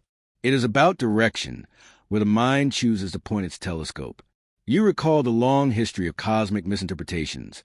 Mars once thought to host canals, Venus imagined as a humid jungle world, pulsars mistaken for alien signals. Each error now feels almost tender, proof that wonder often runs ahead of knowledge. And yet, those wrong turns led to deeper understanding. Each time belief stumbled, it found a new truth beneath its fall. You see now that belief is not the opposite of science. It is its shadow. It follows every experiment, every observation, reminding you that humans are not machines. You seek patterns not because the universe promises them, but because you hope they exist. That hope, fragile, luminous, is what keeps the search alive. When data becomes belief, it becomes story. The curve on a graph turns into a cosmic visitor. The dip in starlight becomes a distant planet. The faint radio pulse becomes a heartbeat of a dying star. Science is a language that translates mystery into meaning. But language, by nature, is human. It carries metaphor, memory, longing. You breathe in the thought that maybe this is how the universe wants to be known, not as a cold equation, but as a shared experience of awe. Outside, the night sky hums with unspoken questions. The stars, ancient and patient, do not demand belief. They offer light and let you make of it what you will. You sense the gentle irony that science, which teaches skepticism, is built upon faith in its own method, the trust that the universe will behave consistently, that what you measure today will still hold tomorrow, that even the unknown follows some hidden rhythm you can one day learn to hear. Maybe that rhythm is the real object of belief, not the answers, but the unfolding. You look once more at the faint line of data, at the story it carries through the night. You know it will fade soon, out of range, back into silence. But its passage will leave questions that glow longer than its light. And in that afterglow, you feel something quiet and human, the need to keep believing, not in what is known, but in what might yet reveal itself. Because perhaps belief is not the end of curiosity. Perhaps it is its pulse. And as that thought settles, soft as dust upon a lens, you begin to wonder, what happens when the stories we tell the stars start to change the way the stars tell us who we are? You remember the first time the image of 3I/Atlas appeared before you. That delicate smear of light, barely more than a whisper against the dark. It wasn't round like a planet, nor trailing a tail like a comet. It moved too fast to belong here, yet not fast enough to be entirely free. Even the data hesitated to name it, and so did you. Science likes categories, the comfort of knowing where a thing belongs. Rock or ice, star or planet, natural or made. But sometimes the universe drifts between definitions, as if to remind you that truth isn't a border, but a gradient. 3I/Atlas was one such reminder, a shape caught between possibilities. Astronomers try to define it, as they must. They compared it to Oumuamua, the first known interstellar visitor, that strange cigar-shaped wanderer whose light curve made even physicists squint.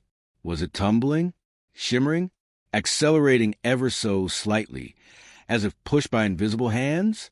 When 3I/Atlas arrived, it carried echoes of that same confusion, a pattern repeating, but not quite the same melody. You can almost hear the quiet tension in the observatories, the hushed excitement that comes when discovery refuses to behave. In the soft glow of monitors, scientists watch numbers trace their delicate paths across time.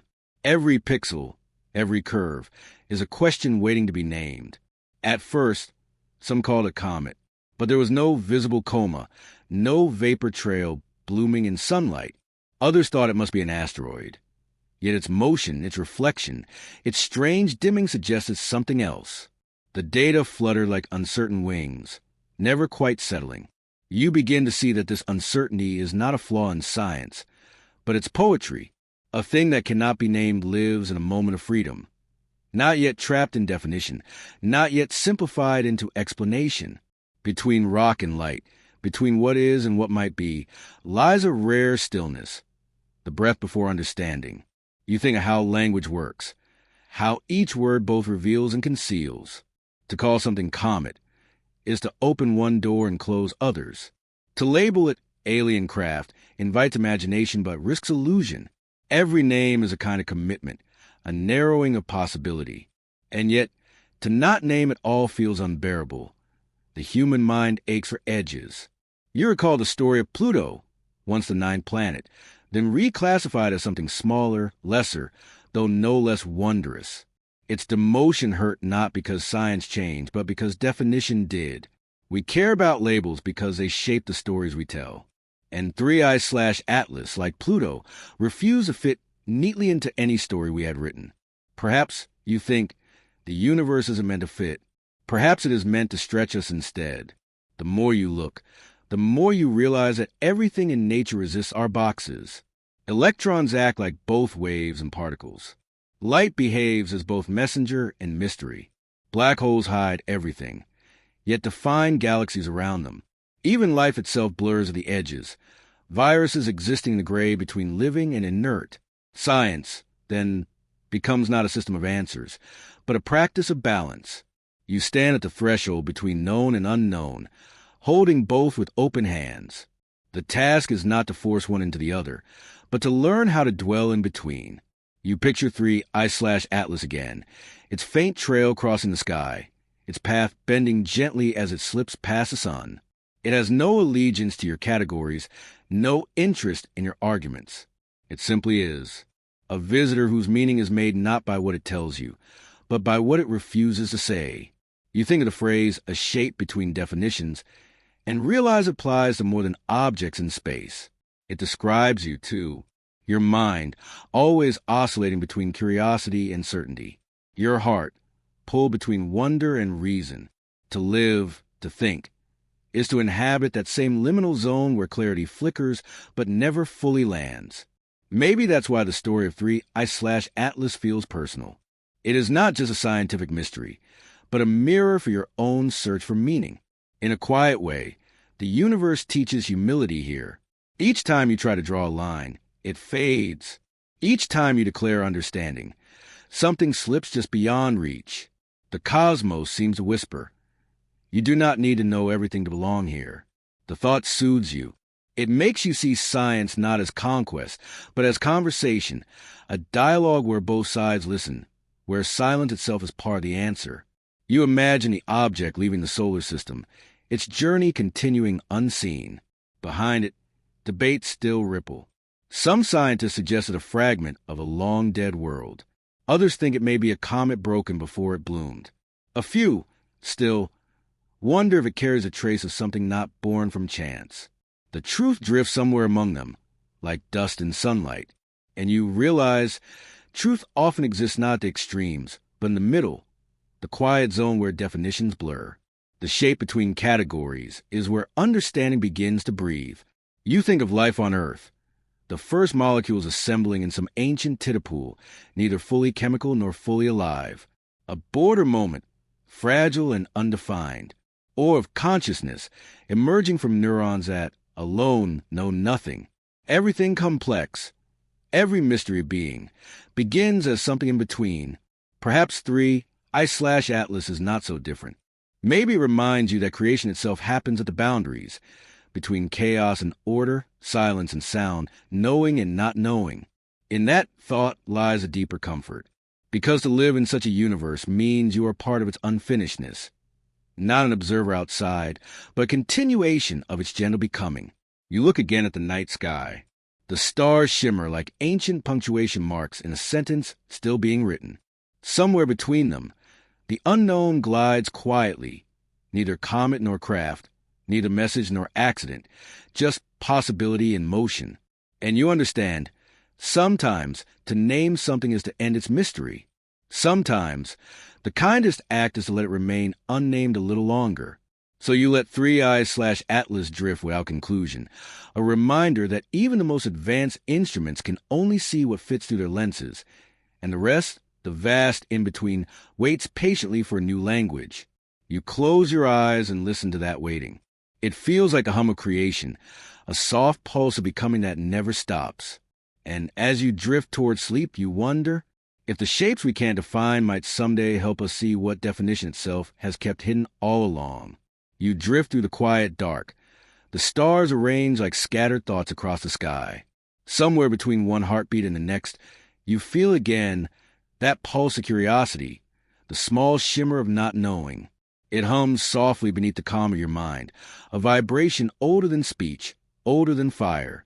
You realize that not knowing is not a wound to be healed, but an opening, a doorway through which imagination steps. When you were younger, you might have thought that the unknown was frightening. Darkness, silence, the blank spaces on maps. These were warnings. But as you grew, you began to notice something.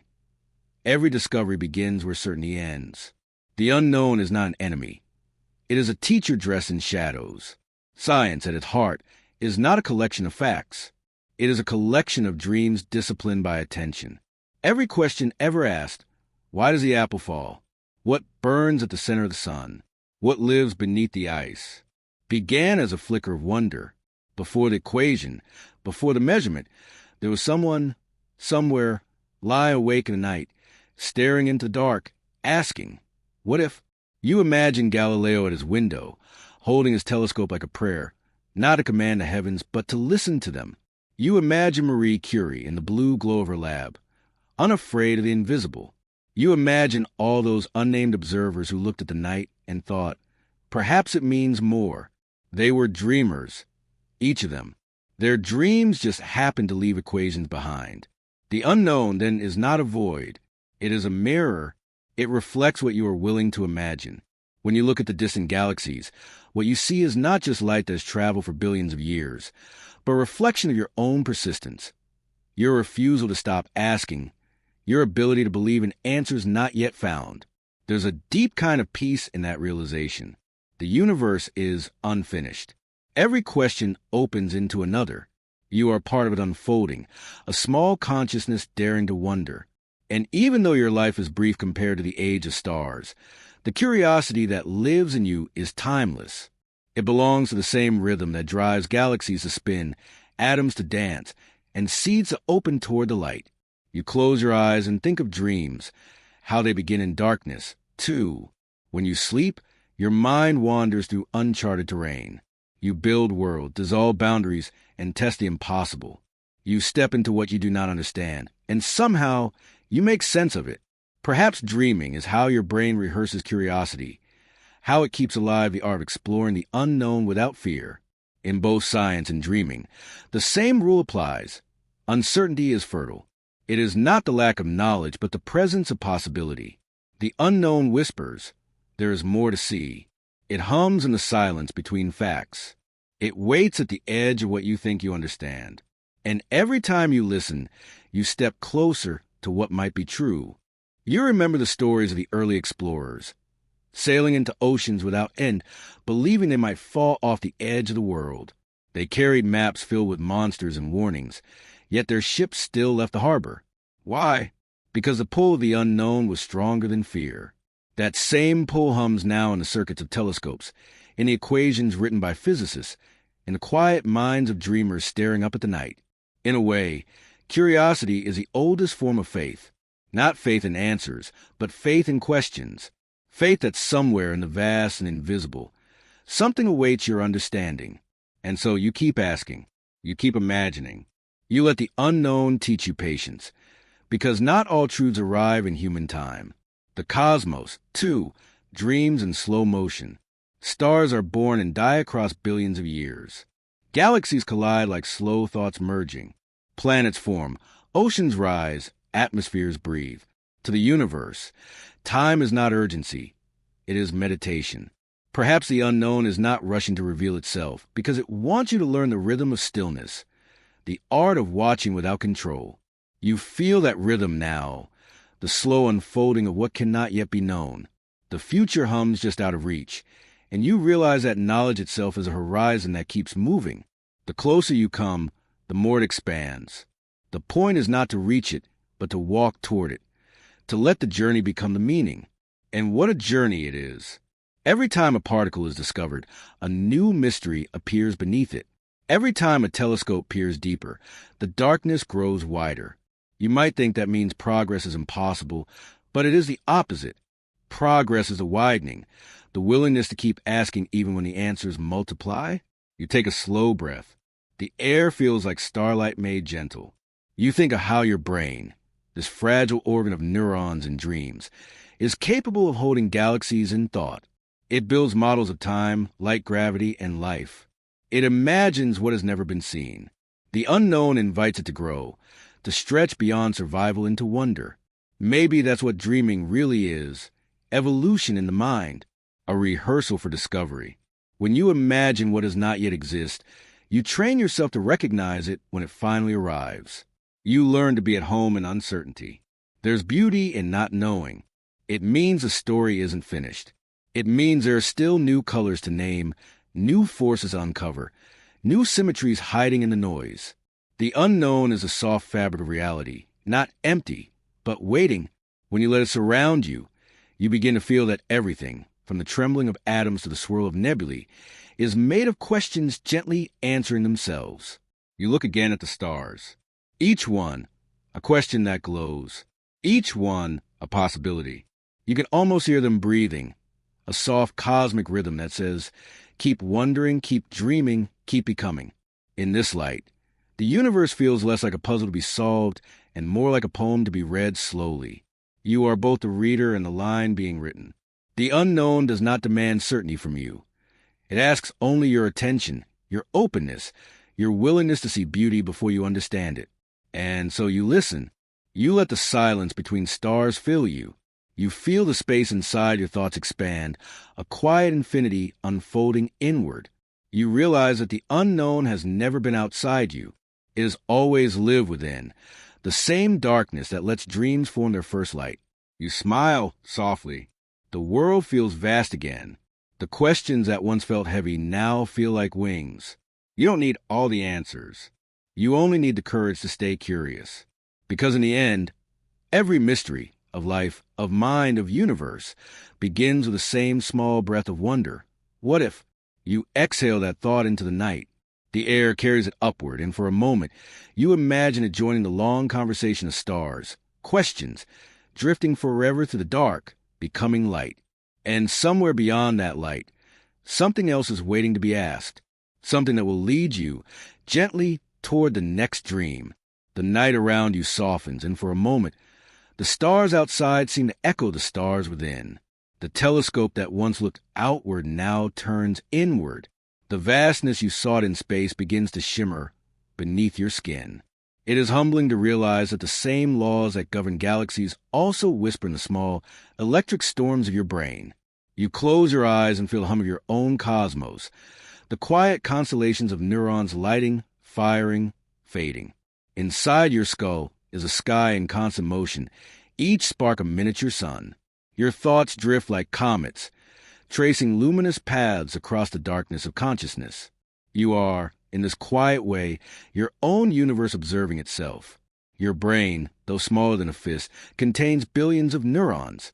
Each one is a star possibility, reaching out to others through filaments of chemistry and charge. When one neuron fires, it releases a signal that leaps across a synaptic gulf, lighting another in turn. In that instant, a pattern forms, a shape of meaning that flickers and dissolves, like constellations drawn by unseen hands. In the night sky, gravity binds matter into galaxies. In your brain, connection binds thought into self. The same fundamental principle repeats. Parts yearning to join, to hold, to cohere into something greater than their solitude. The laws of physics, translated into the language of mind. You think of 3IATLAS drifting through its orbit, mapping what has never been mapped before. Its sensors read faint whispers of light. Its instruments decoding ancient stories from across time. And now you understand the same act of mapping happens within you. Every time you remember, every time you imagine, your neurons are charting the invisible, building an internal atlas of your life. Memory, too, has gravity. Old experiences pull new ones toward them, clustering into shapes of meaning. That is how identity forms, not from isolated events, but from the orbits they make together. Each memory circles another, linked by emotion and story, until the pattern becomes you. Your thoughts move at the speed of light within their small, warm universe. The flash of an idea travels across the brain faster than sound, faster than any voice could speak it. Yet within that speed there is great stillness. Consciousness, like the cosmos, expands in silence. When you dream, the atlas inside you becomes even more fluid. Neurons wander across boundaries, connecting distant islands of memory. You might see a face from childhood beside a city you've never visited. You might float or fly or fall, the brain rehearsing new constellations of meaning. It is as if the mind, when freed from waking gravity, becomes its own telescope, exploring the dark between stars. Science calls these networks default mode, salience, executive, and limbic, names for the quiet collaborations between regions of the brain. But you can think of them as galaxies in communion, exchanging light. The pattern of their interaction creates what you feel is thought, imagination, identity. Every time you learn something new, a filament strengthens. Every time you recall, a constellation brightens. You begin to understand that the universe and the mind are not opposites, but mirrors. Both are born from the same symmetry-breaking moment, the same creative impulse that allows chaos to find structure. One expands through space, the other through thought. Both tell the story of complexity, rising from simplicity. In the beginning, there was hydrogen and helium, the simplest elements. From their union came stars. From the ashes of those stars came carbon, oxygen, and iron, the materials of life. From those elements came cells, from cells neurons, and from neurons this moment. You wonder about the stars that birth you. The circle closes. The universe awakens within its own creation. The atlas inside you does not end at the boundaries of your brain. Every sense you have, sight, touch, sound, is a probe extending into the world. Light strikes your eyes, vibrations reach your ears, molecules drift to your nose. The outside world writes itself into the inside one, each perception another coordinate added to your mental map. When you gaze at a distant nebula, that image is not simply out there. It is also in here, reconstructed from photons that have traveled for eons. You carry that light within you, translated into perception, meaning, awe. The universe is always entering you. Perhaps that is why you feel small and infinite at the same time.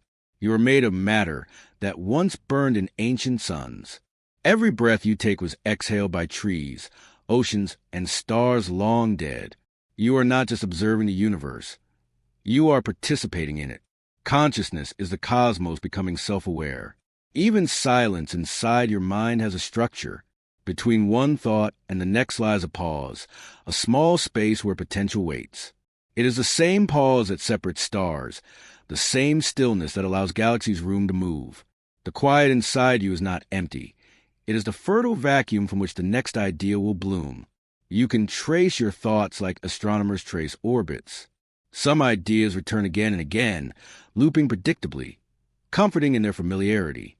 Others appear suddenly, bright and unpredictable like supernovae. Most fade quietly, leaving traces of light in the background. Subconscious patterns, the dark matter of the mind. And just as the universe is expanding, so is your inner cosmos. With every new experience, new connections form, new synapses grow. The map redraws itself. The atlas evolves. The brain is not static. It is a living universe of shifting geography. Continents of memory drifting on the currents of thought. Perhaps this is why curiosity feels so essential. To stop wondering would be to halt expansion. Discovery, whether of galaxies or oneself, is how the universe keeps growing through you. The mind and the cosmos are two mirrors facing each other, endless reflections of the same mystery. You take another breath and feel the neuron spark behind your eyes. Somewhere, a cluster of cells lights up to represent this very moment. The feel of wonder, the warmth of realization, the quiet turning of thought. You can almost sense them arranging themselves like stars in your personal sky. And you realize that the atlas inside you is not only made of knowledge, but of meaning.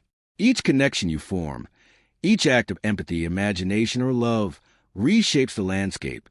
The more you care, the more you map. Perhaps that is what consciousness truly is. Gravity of a different kind. Not the pull of mass, but the pull of awareness. The tendency of thought to gather around what it loves. The brain does not simply record the world. It creates a world that feels like home. You think again of 3IATLAS drifting through the solar wind. Its sensors capture faint trails of data, just as your neurons capture fragments of experience. Both instruments, one of metal, one of flesh, seek pattern in the dark. Both are explorers, trying to understand where they belong. And perhaps, if the universe could dream, it would dream through you. Your thoughts, your feelings, your endless questions. These are its own reflections, folded back upon themselves. The mind's night sky is not separate from the real one. They are two halves of a single map, the external and internal coordinates of wonder. You lie back and let that realization settle. The stars outside glow gently. The ones within glow softer still. Between them is no boundary, only translation. You are the bridge, the observer, the dreamed, and the dreamer. And as you drift towards sleep, the neurons dim, one by one, like galaxies fading beyond sight.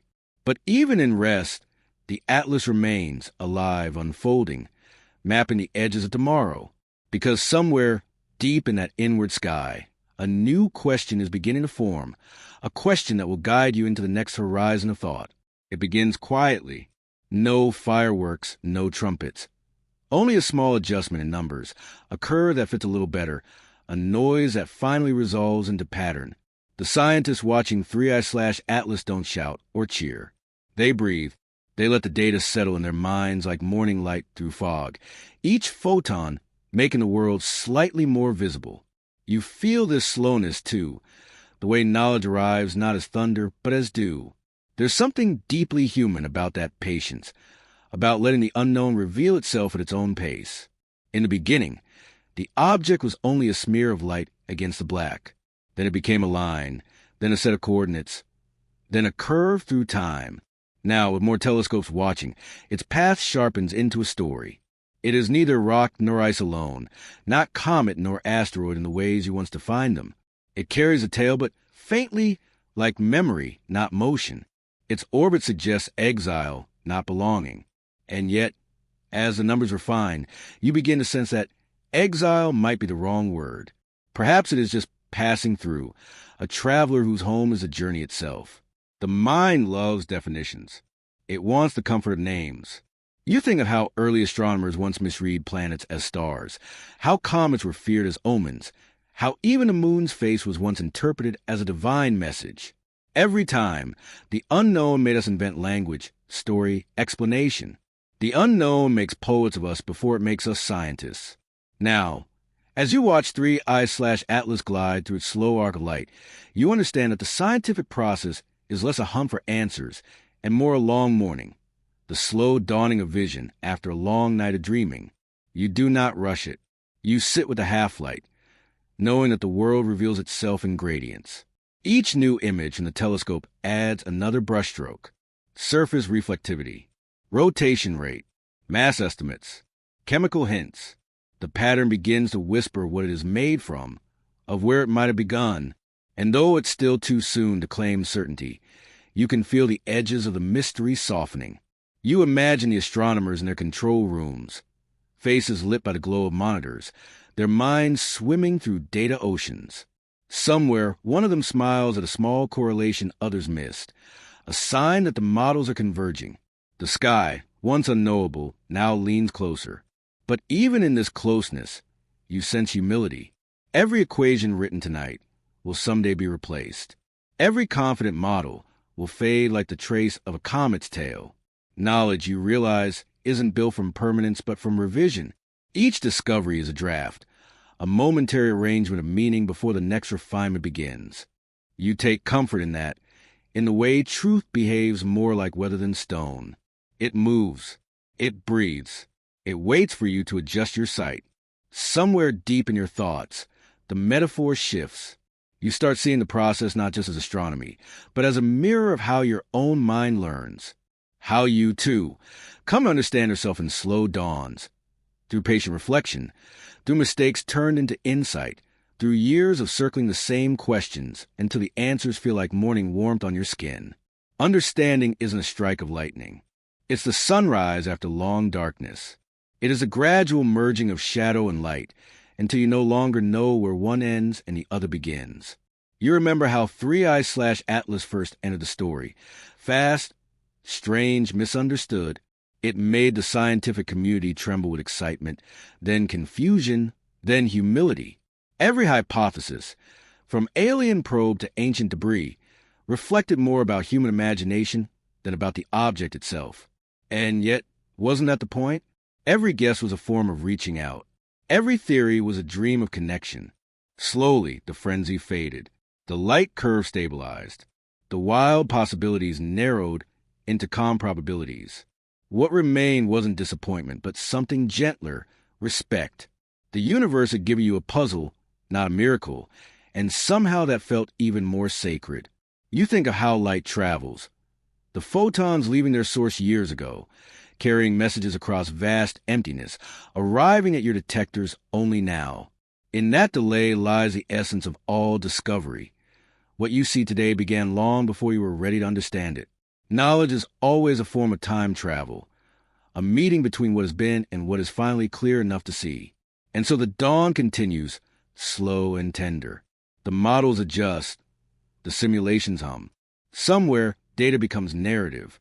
Somewhere else, narrative becomes wonder. You begin to see that science and dreaming were never opposites, only different languages of the same human longing, to see clearly what has always been there. The dawn light grows. Shadows shrink. The mystery, once terrifying, becomes companionable. You begin to understand why astronomers spend lifetimes on a single question. It isn't only for the answer. It's the quiet that comes with each layer of knowing, the way the world seems to breathe a little deeper when comprehension finally arrives. You close your eyes for a moment, imagining the glow of that distant traveler, the way its path has already changed you. The questions it raised will echo for years. Some will never be resolved, and that's all right. You've learned that mystery doesn't end when understanding begins. They coexist like night and morning overlapping at the horizon. The slow dawn of understanding is not about reaching full light. It's about learning to live in the in-between, the half-lit space where curiosity and peace meet. Somewhere far away, 3IATLAS continues its silent motion. The instruments record, the scientists interpret in the sky, vast and unhurried. Watch as everything unfold. You breathe in, sensing the quiet rhythm of it all, the pulse of discovery that beats in both galaxies and human hearts. You feel that same pulse within yourself, steady and calm, whispering that to understand the universe is also to understand your own unfolding. And as you rest in that awareness, you sense the next question rising, not of stars, but of what waits beyond knowledge itself. Because after every dawn comes something softer still, the light that teaches you not just to see, but to belong. It drifts now, past the whispering edge of the heliosphere, that fragile bubble of solar breath that guards the planets. Beyond it, the solar wind quiets. The sun's voice fades to a hum too faint to feel. You imagine 3I/Atlas passing through this invisible veil, entering the true dark between the stars. The instruments on Earth no longer see it. What remains is a trace of its path, and the wonder it awakened. You think of it not as an object, but as a traveler, a brief guest. For a handful of months, it shared your star's warmth, offered a puzzle, and continued on. The data it left behind, numbers, spectra, subtle shifts in reflected light, are like the shells left by a tide. From them, scientists rebuild its story. What minerals lay hidden in its dust, how sunlight shaped its spin, how long it wandered before brushing the gravity of the sun. It is strange, you think, how something so distant can feel intimate. 3I/Atlas never touched Earth, yet it changed how you see your place in the cosmos. Before it came, you thought of the solar system as a closed circle, neat and predictable. Now, you see it as open, part of a larger ocean where other drifters move unseen. The interstellar medium is not empty. It is filled with whispers, dust, plasma, frozen fragments of ancient stars. Through that sea, the traveler glides, a pebble tossed across time. Each moment it moves farther from the sun, its temperature drops, its motion steadies, its silence deepens. Light from nearby stars becomes its only companion. Perhaps it will pass near another world one day, and another set of eyes will turn toward it with the same wonder. You picture that, a civilization orbiting a distant sun, seeing a faint, reflective object passing by, running its spectra, asking, where did this wanderer come from? Perhaps one day they will trace its origin, back to a small yellow star surrounded by blue oceans and green continents. They will know, then, that someone once watched it leave. The thought humbles you. The story of 3I/Atlas is not just about discovery, but continuity. Each act of looking becomes a thread in an endless web of curiosity, linking minds across centuries and galaxies. In a way, 3I/Atlas is both message and mirror. It carries no words, but reflects something universal, the urge to explore.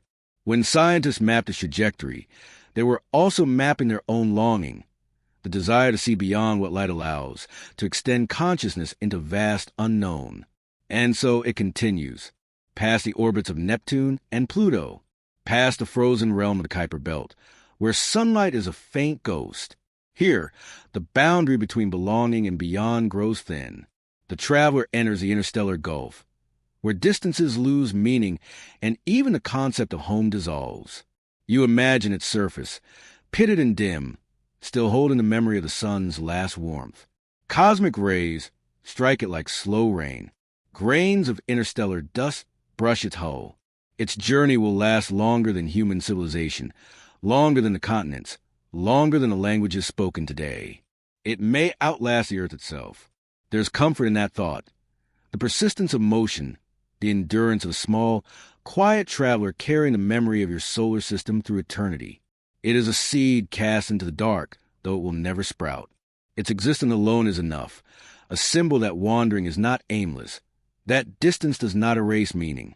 You realize that every discovery ends like this, with release. The moment of clarity is followed by letting go. The telescope no longer tracks. The data ends. The graphs flatten. But understanding does not vanish. It shifts inward. What remains is perspective, the widening of the circle of thought. Perhaps the true destination was never the comet at all. It was the transformation it brought to those who watched. For in watching something leave, you learn what it means to stay. The night sky above you is still. Each star burns with quiet precision. The same physics that propelled 3I/Atlas outward keeps you grounded here, orbiting your own routines, dreams, and uncertainties. You feel small, yes, but also deeply woven into the same cosmic order. And when you close your eyes, you can almost sense the rhythm of it. Stars forming and fading, planets circling, minds awakening, travelers passing through. The universe is not static. It is a great conversation, one voice calling out to another across time and distance. Maybe one day, another traveler will arrive, drawn by the same invisible mathematics, shaped by another sun, carrying its own mysteries. And when it does, you will know what to do. You will listen. You will wonder. You will let it pass gently into the unknown. The night deepens, but your awareness stays wide. You think of all the things that leave, light, sound, memory, and how leaving, too, is a kind of beauty. 3IATLAS fades now beyond detection. But its story continues in every thought that follows, in every person who looks up and asks what else drifts between the stars. The traveler becomes part of a larger silence, one that hums not with absence, but with possibility. And as you breathe in that silence, you realize the journey never truly ends, because what moves through the cosmos also moves within you. The question remains, soft and waiting, like dawn beyond the horizon. What else, you wonder, is still out there, waiting to be found?